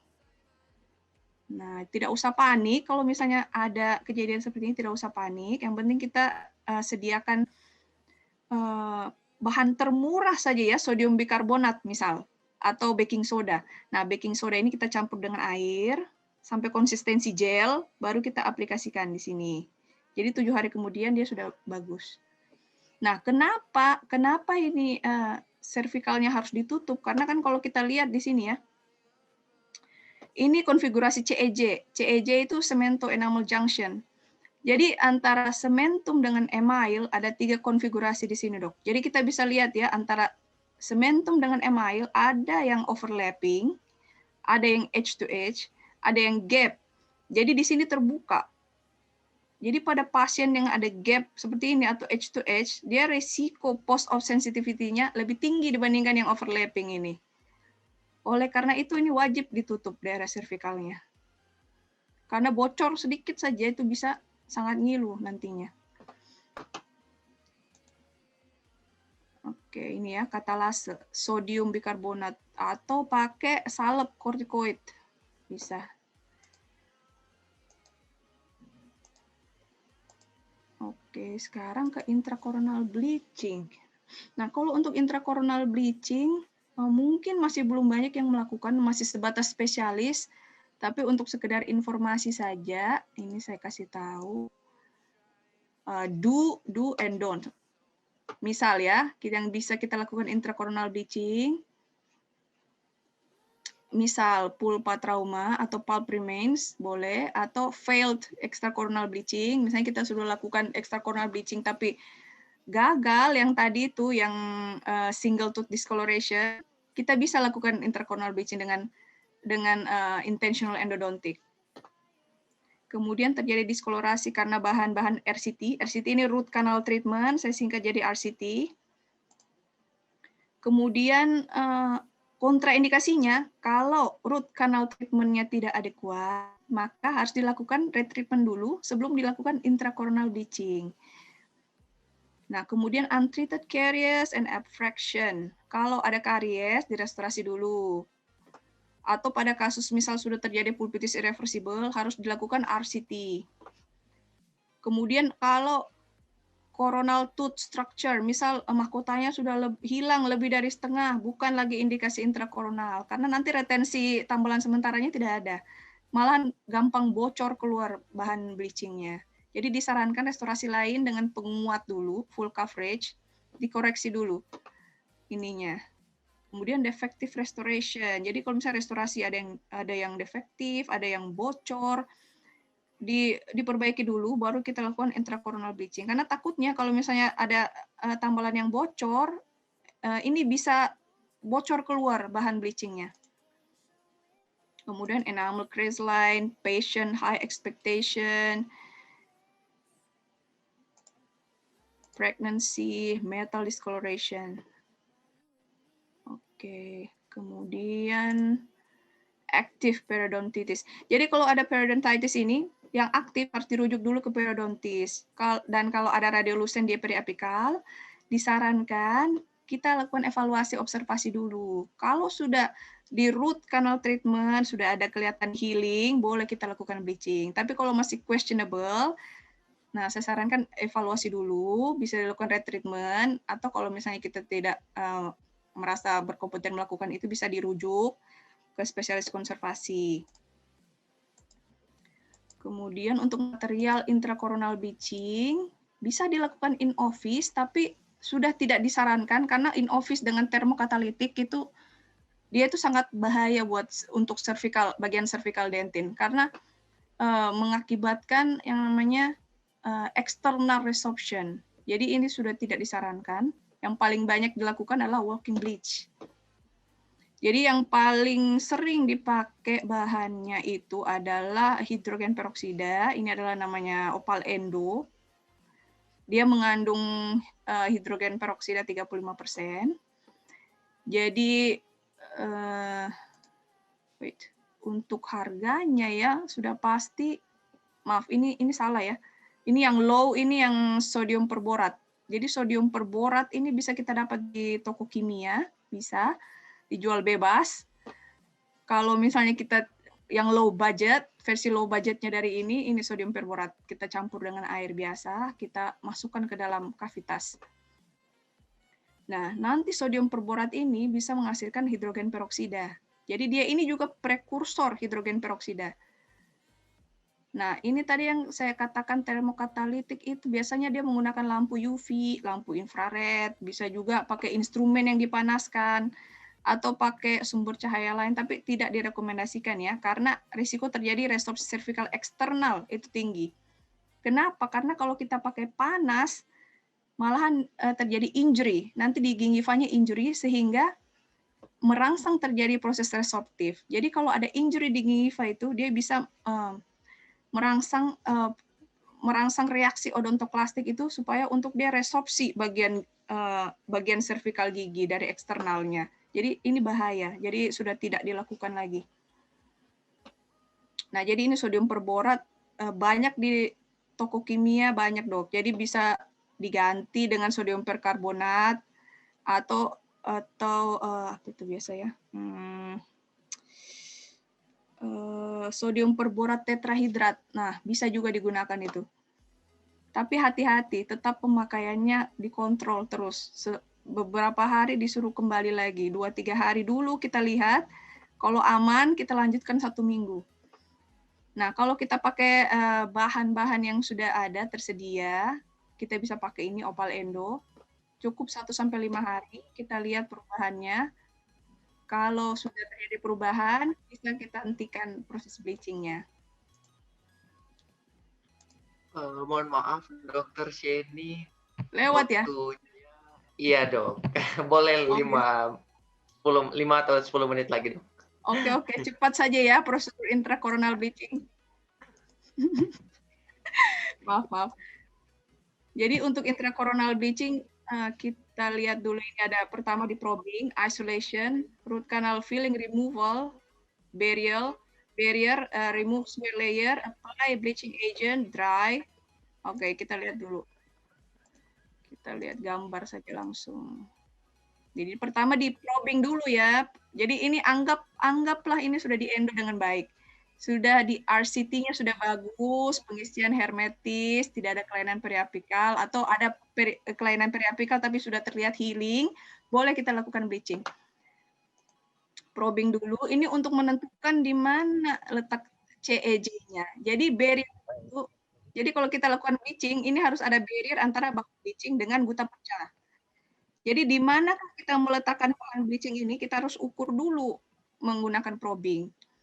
Jadi probing ini, misal dasar sulcus. Jadi letak CEJ adalah 1-2 mm dari dasar sulcus. Jadi kita mengukur di mana letak dasar sulcus di sini.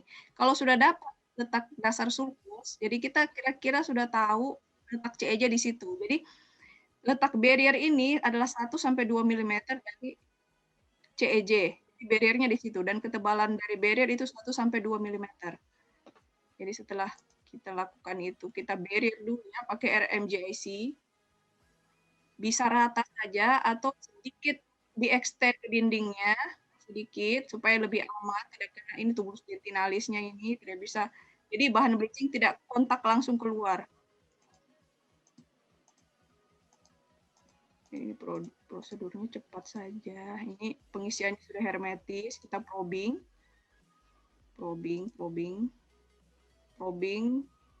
labial, distal, mesial. Pasang rubber dam-nya. Kemudian yang diprobing tadi masukkan ke dalam kavitas, diukur sama. Jadi ukuran di luar aplikasikan ke dalam. Jadi kalau misalnya ada gutap, kita kurangi gutap itu sepanjang yang kita ukur tadi. Pasangkan. Jadi gutapnya dikeluarkan dengan menggunakan instrumen panas atau plugger panas bisa.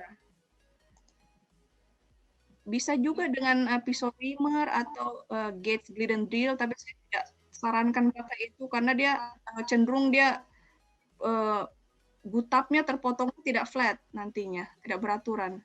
Jadi lebih bagus pakai plugger panas.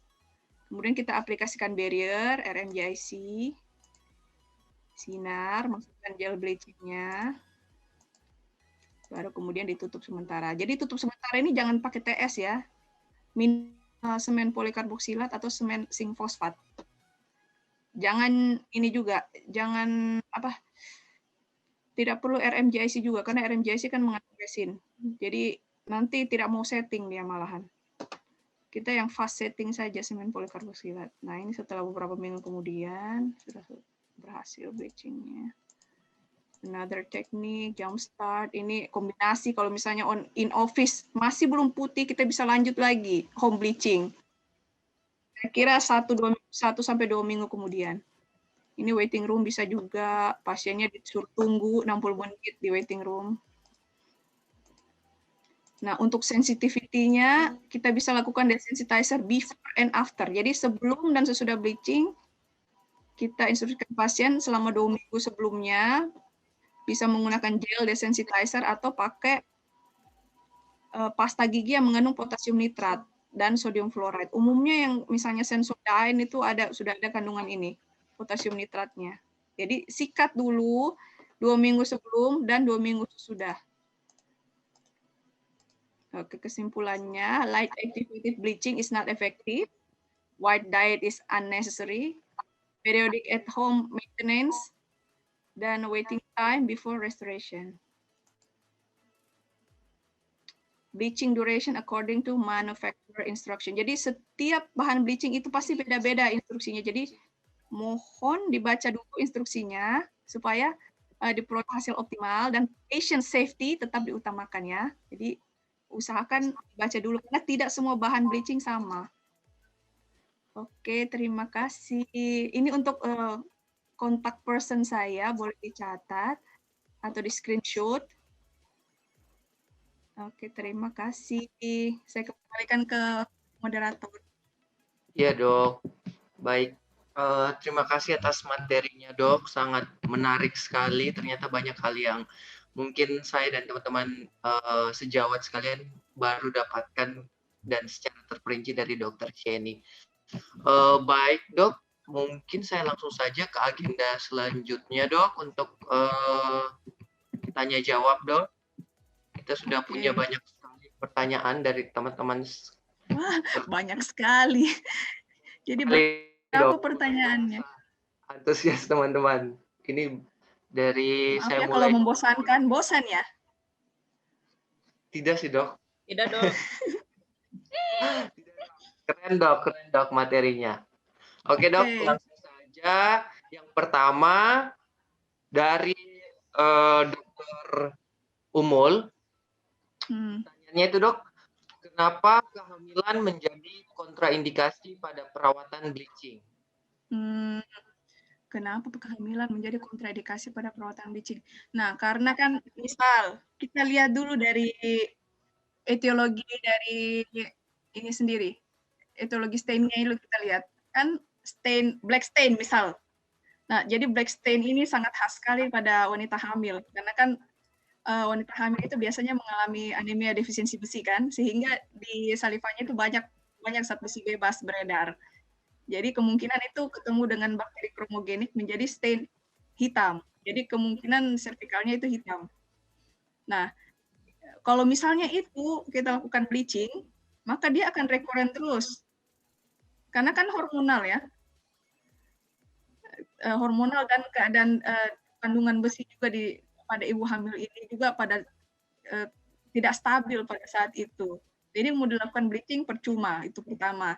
Yang kedua, banyak sekali keadaan yang tidak bisa kita prediksi setelah bleaching. Misal post sensitivity itu tadi, kemudian iritasi gingiva. Jadi sebisa mungkin hal-hal ini kita hindari pada pasien bleaching. Jadi kan kita tidak mau kalau misalnya pasien ini jadi tidak bisa makan karena ngilu, itu kan semua akan mempengaruhi nanti fetusnya. Jadi untuk ibu hamil, jangankan bleaching, prosedur lain saja, kita harus pikir banyak hal yang harus dipikirkan. Kita tahu sendiri kan dok. Faktor sekecil apapun itu bisa menjadi kontribusi untuk fetus.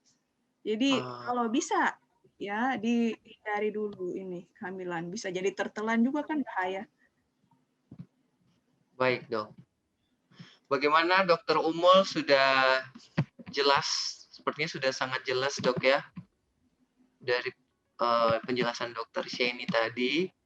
Iya. Baik dok, kemudian pertanyaan selanjutnya itu dok, Apa bedanya ini nih metode bleaching? Ya, ya dok. apa bedanya metode bleaching yang tanpa sinar dan yang Ya. pakai penyinaran? Nah, bedanya itu dari kita pernah dengar power bleaching nggak dok? Yang pakai sinar biru visible light. Jadi setelah Ya, diaplikasikan gel, kita sinar lagi kembali. ya itu yang banyak saya lihat dok. Banyak Dilakukan. kan sudah lihat. Nah itu bedanya dengan light activated dengan tidak. Yang light activated itu dia setelah diaplikasikan bahan bleaching dia disinar baru dibilas. Kalau yang secara kimia biasa tidak pakai sinar, dibiarkan saja pasien seperti itu, tidak perlu disinar, kita tunggu saja selama mungkin 15 sampai 20 menit baru dibilas. Jadi itu pertama bedanya. Secara klinis itu bedanya. Nah, indikasi masing-masing metode serta kelebihan dan kekurangannya. Sebenarnya indikasi tidak ada, dok. Saya kan sudah jelaskan tadi, berdasarkan penelitian, dengan sinar atau tidak dengan sinar, itu outputnya sama saja. Jadi kalau misalnya kita mau membeli sesuatu kan, namanya juga kita invest ke sesuatu yang pricey, kita harus pikir dulu 1000 kali dong. Kita harus membeli sesuatu, kita baca dulu penelitian, apakah itu efektif. Jangan dengar orang lain dulu, jangan dengar orang lain, katanya ini si A ini bagus, ini si B bilang, ih bagus sekali, ini saya bleaching pasienku kemarin pakai itu cuma 5 menit langsung putih. Kita baca dulu penelitian, kalau sudah pasti itu efektif, baru kita bisa invest uang kita ke device itu misal. Nah, berhubung sampai saat ini hasil penelitian tidak mengindikasikan hal itu, jadi untuk sementara kita tidak perlu untuk membeli unit itu. Gitu dong, kan saya sudah jelaskan tadi. Ternyata tidak mempengaruhi, tidak mempengaruhi output bleaching. Bahannya saja dong. Hah? Jadi cukup bahannya saja, tidak usah yang dengan yes, atau itu dong. Yes. Wah. Dan kalau kita baca hasil penelitian juga tidak bisa cuma 1-2 dok ya, minimal 10 lah, 10 sampai 20 baru kita menyimpulkan itu efektif atau tidak. Karena kalau kita cuma baca satu, ada yang efektif, ada yang tidak, ada yang sama efektivitasnya. Jadi kita harus baca banyak dulu referensi, baru kita bisa menyimpulkan itu efektif atau tidak. Wah, baik dok, terima kasih penjelasannya. Saya kira jadi sudah indikasi itu cukup tidak ada membuka ya indikasi tidak ada. Jadi indikasinya ya yang sesuai budget saja. Betul dok. Betul. Ini ada lagi nih, Khadijah. Ya, dok. Khadijah. Dari Khadijah dok. Bleaching itu kan membentuk radikal bebas yang kemudian berkaitan dengan struktur gigi. Kalau misalkan pasien sudah pernah melakukan bleaching, kemudian berapa tahun kemudian pasien ingin melakukan bleaching lagi karena perubahan warna, apakah boleh dok? Boleh banget. Nah, ini penelitian lagi ya, berdasarkan penelitian, touch up itu bisa 1 sampai 9 tahun ternyata. Jadi setiap manusia itu beda-beda color stability-nya. Jadi kan yang mempengaruhi staining atau recurrent, kita bilang namanya relapse ya. Mungkin ini istilahnya relapse. Jadi kalau kita lihat di textbook, istilahnya kalau warnanya balik lagi ke seperti awal itu namanya relapse. Jadi masing-masing individu itu waktu relapse-nya antara si A, si B, si C itu beda-beda dok. Jadi misal dokter Dedi nih sudah di bleaching hari ini, 1 tahun kemudian sudah kembali lagi. Sedangkan ada orang lain yang sampai 6 tahun masih putih. Jadi kan banyak faktor yang mempengaruhi. Jadi berapa rentang jarak yang dibolehkan? Biasanya itu untuk di bawah 1 tahun biasanya dia masih stain eksternal saja. Jadi tidak direkomendasikan untuk dilakukan bleaching lagi dok. Cukup dengan profilaksis. Nah kalau sudah 1 tahun boleh kita lakukan bleaching lagi in office. Karena dia kan konsentrasinya tinggi, jadi tidak direkomendasikan untuk dilakukan berulang-ulang kali. Nah, kalau untuk in office, bisa kita lakukan 3 kali aplikasi sampai putih. Nah, setelah 3 kali aplikasi ini, itu kan di sini saya sebut sesi pertama ya, 1 session. Jadi bisa dilakukan 2 sesi bleaching. Jadi sesi kedua kita lakukan 2 minggu kemudian lagi. Bisa in office. Dengan 3 kali aplikasi lagi. Itu maksimal ya dok, tidak bisa lagi lebih daripada itu. Jadi maksimal 2 sesi dan per sesi maksimal 3 kali aplikasi. Oke dok, baik dok. Oke, nah, berapa rentang yang amankah atau adakah dampaknya kemudian mengingat bleaching itu melepaskan struktur gigi lainnya untuk berikatan dengan radikal bebas? Ya, jelas ada dampaknya. Kalau kita terus-terusan bleaching, jadi ngilu, lama-lama jadi ngilu, kemudian terjadi juga demineralisasi. Jangankan bahan bleaching, bakteri saja melepaskan asam lama-lama demineralisasi kan? Betul dok. Betul. Sedangkan ini dia asamnya jauh lebih, acidity-nya jauh lebih tinggi dibandingkan bakteri. Jadi kalau kita bleaching terus-terusan, maka terjadi demineralisasi. Lama-lama apa? Lama-lama terjadi defek kan pada permukaan jaringan keras. Betul dok. Oke, apakah tanda-tandanya gigi sudah hampir pertanyaannya hampir mencapai saturation point. Jadi titik saturasi itu kita tidak bisa deteksi kalau hampir ya dok. Jadi kalau misalnya kita bleaching nih antara pertama dan kedua, sesi pertama kedua ada terjadi pemutihan sedikit ya, grade-nya naik, misalnya 1 shade, 2 shade. Nah, kedua, ketiga naik lagi 1 shade, 2 shade. Nah, di situ kan mau tidak mau kita harus sudahi walaupun belum saturation point kita harus sudahi di situ karena sudah 3 kali. Nah, kalau dari 1 ke 2 dia langsung shade-nya langsung naik drastis misalnya 5 shade. Nah, kita masih mau lakukan lagi 2 ke 3 sudah tidak ada perubahan lagi. Nah, itu artinya kita sudah dapatkan saturation point. Nah, kalau sudah begitu kita tidak perlu lagi sesi kedua. Dan tidak perlu lagi kita lakukan home bleaching karena sudah tidak bisa putih lagi karena sudah mencapai saturation point, sudah tidak ada lagi zat kromogen yang mau diputihkan, tidak ada. Jadi kan antara peroksida dengan kromogen itu kan dia berpasang-pasangan dok. Jadi radikal bebas menangkap kromogen. Kalau sudah tidak ada kromogennya habis, sudah tidak ada lagi, tidak bisa putih lagi. Jadi walaupun kita lakukan terus-terusan sesi kedua sampai 4 kali itu percuma. Begitu dok ya. Ya, jadi tanda-tanda gigi hampir itu tidak bisa kita lihat hampir, kita tidak tahu itu. Yang penting sudah batasnya sampai 3 kali itu dok sudah selesai. Betul. Nah di situ nanti kita melihat perlu atau tidak kita lakukan sesi kedua lagi 2 minggu kemudian. Kalau misalnya kita merasa dia belum saturation point, jadi kedua ketiga masih ada penambahan brightness-nya. Jadi sudah cerah antara aplikasi kedua dan ketiga. Kita merasa masih ada lagi, kita bisa jadwalkan lagi untuk sesi kedua in office bleaching. Atau lanjut dengan home bleaching juga boleh. Oke dok. Ya lanjut lagi. Sisa 2 pertanyaan. Pertanyaan dari Dr. Andi Fatima. Kebetulan beliau ini residen di Fakultas Kedokteran Gigi untuk spesialis konservasi gigi dok. Muridnya dokter Sheni juga dulu ini. Pertanyaan. Saya non aktif. Ya, jadi pertanyaannya, jika direncanakan bleaching internal pada kasus discolorization teeth akibat trauma dan ada karies kecil kelas 3, dipertimbangkan bleaching internal untuk minimal invasif. Tubulus dentinalis yang terekspos akibat karies kelas 3-nya ditutup dengan apa dok agar bahannya tidak keluar? Kayaknya ini kasusnya dokter Andi Fatima dok. Tunggu, jika direncanakan bleaching internal. Discoloration akibat trauma dan ada karies kecil kelas 3.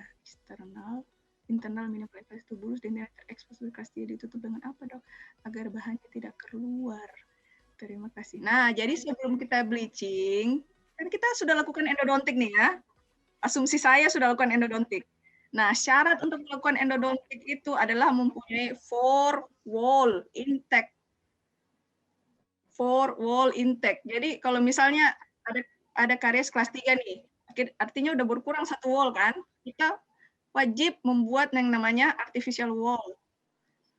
Jadi kita menambal lagi kembali. Ini saya tidak bicara endodontik ya, saya tidak bicara bleaching ya, endodontiknya dulu dibenahi. Jadi pada saat endodontik itu kita punya 4 wall, kita bikin 1 artificial wall. Jadi kita kembalikan, kita tambal dulu karet kelas 3-nya ini dengan menggunakan komposit.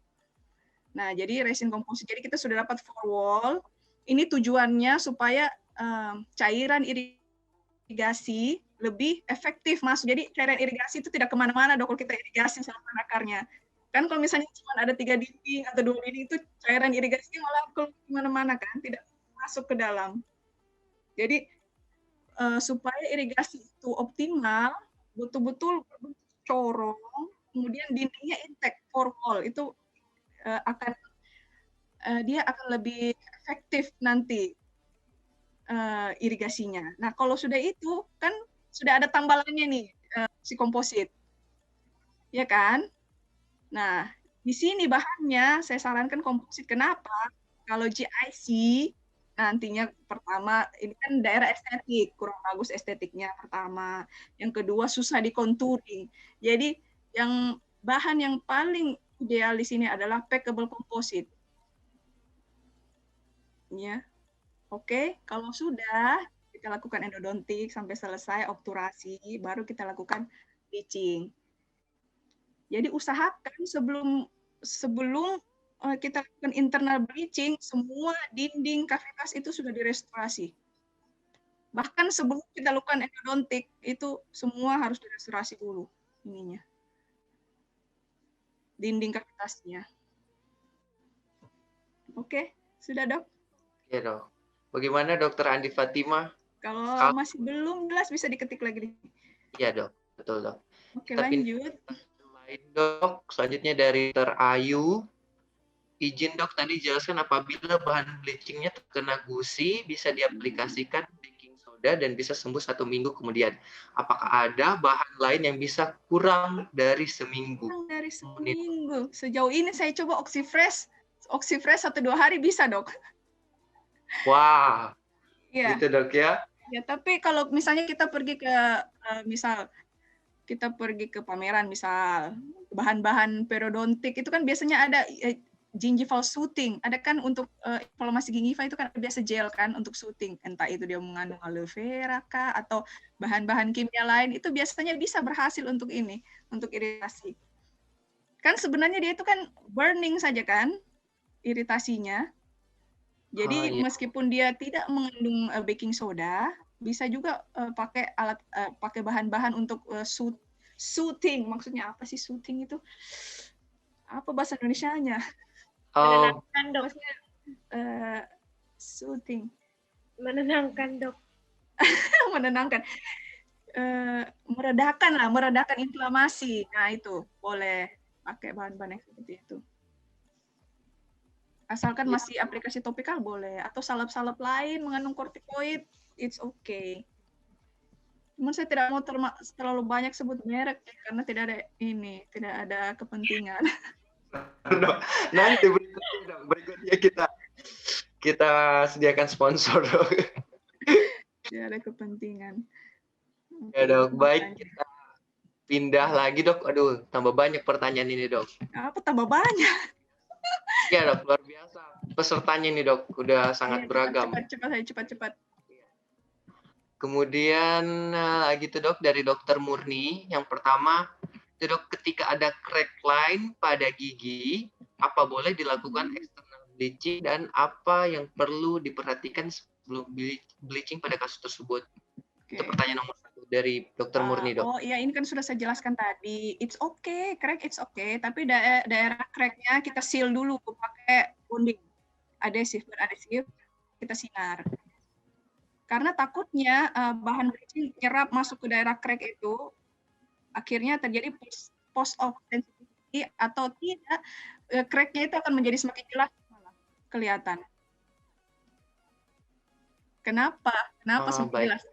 Karena kan di sini kan emailnya sudah kromanya sudah menjadi semakin cerah kan, akibatnya dentinnya semakin kelihatan warnanya. Jadi kalau ada crack malahan makin jelas cracknya. Nah, pada pasien yang memiliki white spot, bagaimana teknik bleaching pada daerah tersebut? Nah, tadi kan saya sudah bahas beberapa lesi insipient. Jadi white spot ini termasuk lesi insipient. Jadi kalau misalnya pasien ingin putih, tetap bisa seperti biasa, daerah yang ada white spot-nya tetap bisa diulasi bahan bleaching, no problem, tidak ada masalah. Tapi nantinya gigi yang sudah diputihkan tidak mungkin bisa sama putihnya dengan white spot ya. Jadi mengerti dong, tetap saja belang, tetap belang. Jadi white spot-nya tetap kelihatan. Jadi kalau mau bleaching silakan di bleaching dulu.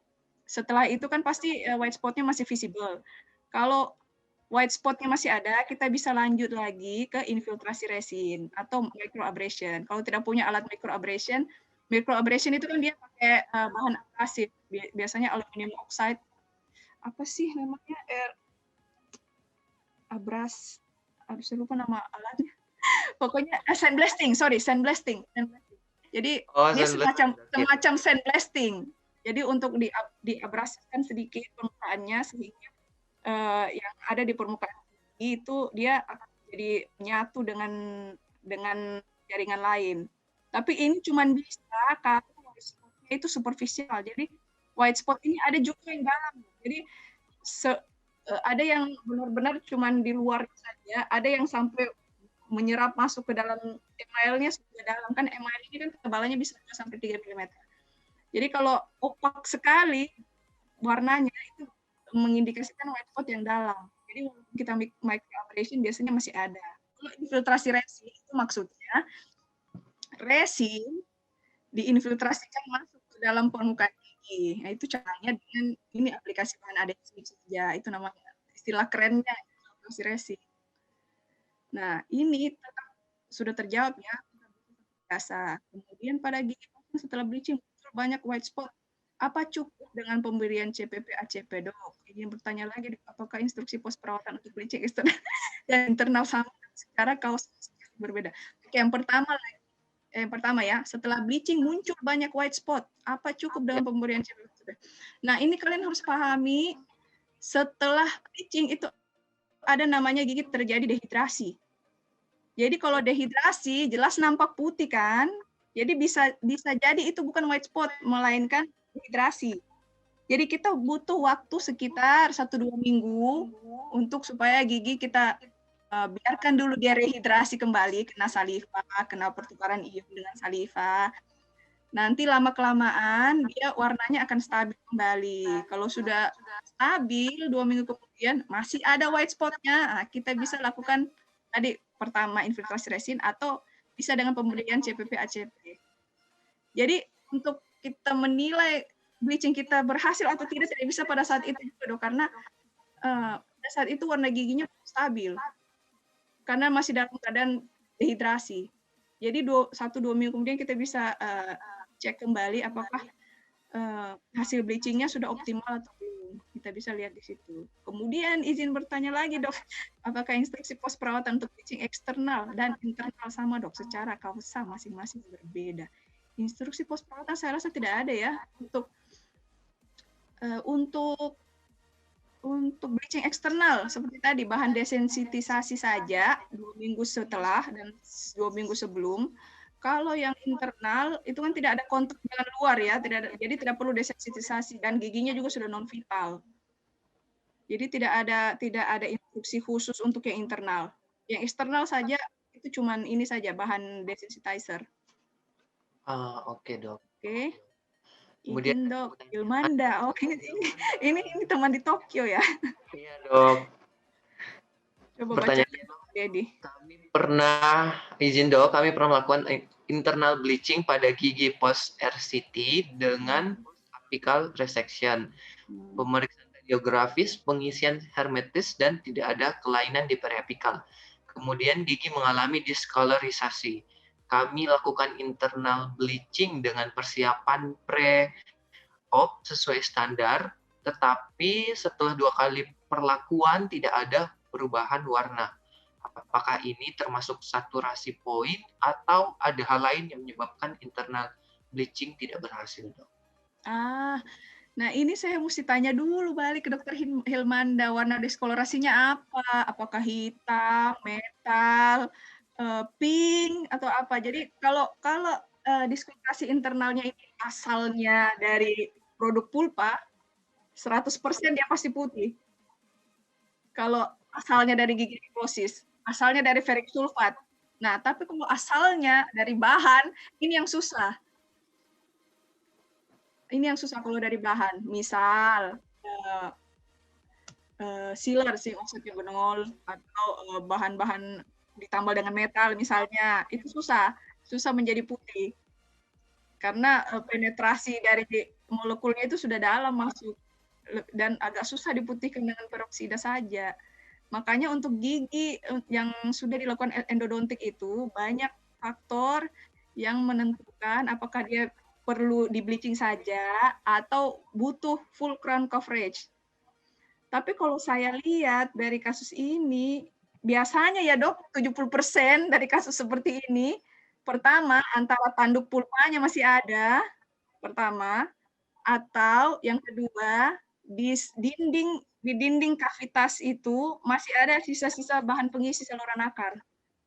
Nah, jadi kalau di dinding saluran akar, di dinding chamber itu masih ada sisa sealer, sisa tambahan sementara, sisa guta perca, itu dia akan menghambat penetrasi bahan bleaching ke struktur gigi. Jadi diinspeksi betul-betul dinding pulp chamber itu betul-betul bersih, baru kita lakukan bleaching. Nah, kalau sudah semua sesuai protap dan tidak ada perubahan warna, jangan khawatir ya, bisa jadi pertama, memang bahan kromogen tersebut resisten terhadap bahan bleaching, itu pertama. Apakah yang menyebabkan ada hal lain yang menyebabkan bleaching tidak bisa? Itu tadi, ada beberapa zat kromogen yang resisten terhadap bahan bleaching. Nah, yang kedua, bisa kita pertimbangkan untuk melakukan itu tadi, full coverage restoration. Jadi tidak usah sedih, tidak usah merasa gagal. Itu biasa terjadi. Jadi kita lakukan apa yang penting kita jelaskan ke pasien selalu bahwa prosedur bleaching itu tidak selalu mencapai yang kita harapkan. Jadi kita selalu harus ada opsi A, B, C, dan seterusnya supaya pasien tidak kecewa. Oh, oke dok, baik dok. Sudah saya kira sudah selesai ya. Iya, bagaimana teman-teman yang lain? Apakah kalau ada yang ingin langsung bertanya, silahkan meng-unmute mikrofon. Tidak kelihatan muka juga tidak apa-apa. Dimaklumi. Kalau ada dari Dokter Rizka mungkin atau Dokter Mela. Oh ya, ini ada senior kami juga, Dokter Mustaqim Mustafa. Assalamualaikum dok. Oh iya, Kak Kalau ingin Takim. bertanya, silahkan dok. Apa kabar? Baik dok. Waalaikumsalam dok. Waalaikumsalam. Alhamdulillah, baik-baik Ji. Alhamdulillah dok. Oke dok, mudah-mudahan tidak ini ya, bosan. Boleh Menarik, ditanya dok. kalau masih ada. Atau kita sudahi saja, sudah maghrib ya? Belum ya, kalau di Indonesia jam 5 ya? Di Jepang sudah Isya dok. Di Jepang sudah lewat. Oke, baik. Apakah masih ada pertanyaan? Kalau sudah tidak ada, saya kembalikan ke MC. Dr. Rizka, silakan Dr. Rizka. Oke. Terima kasih Dr. Sheni dan Dr. Sheni atas materinya dan Dr. Dedi yang menjadi moderator pada hari ini. Mungkin apabila masih ada rekan sejawat yang ingin bertanya, bisa langsung menghubungi Dr. Sheni dengan kontak yang tadi sudah diberikan langsung oleh beliau.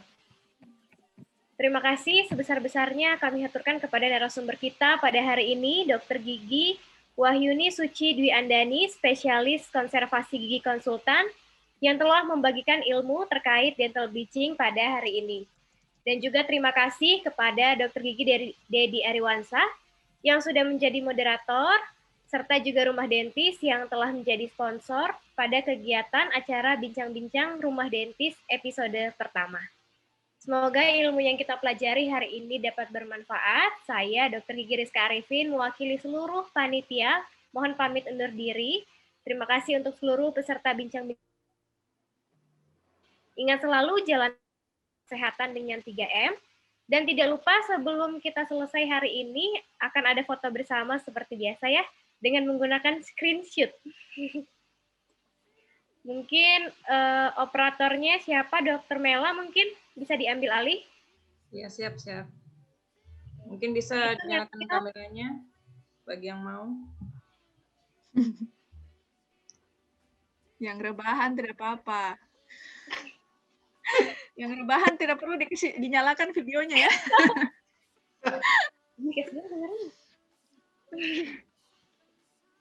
Oke, kalau sudah siap untuk batch pertama.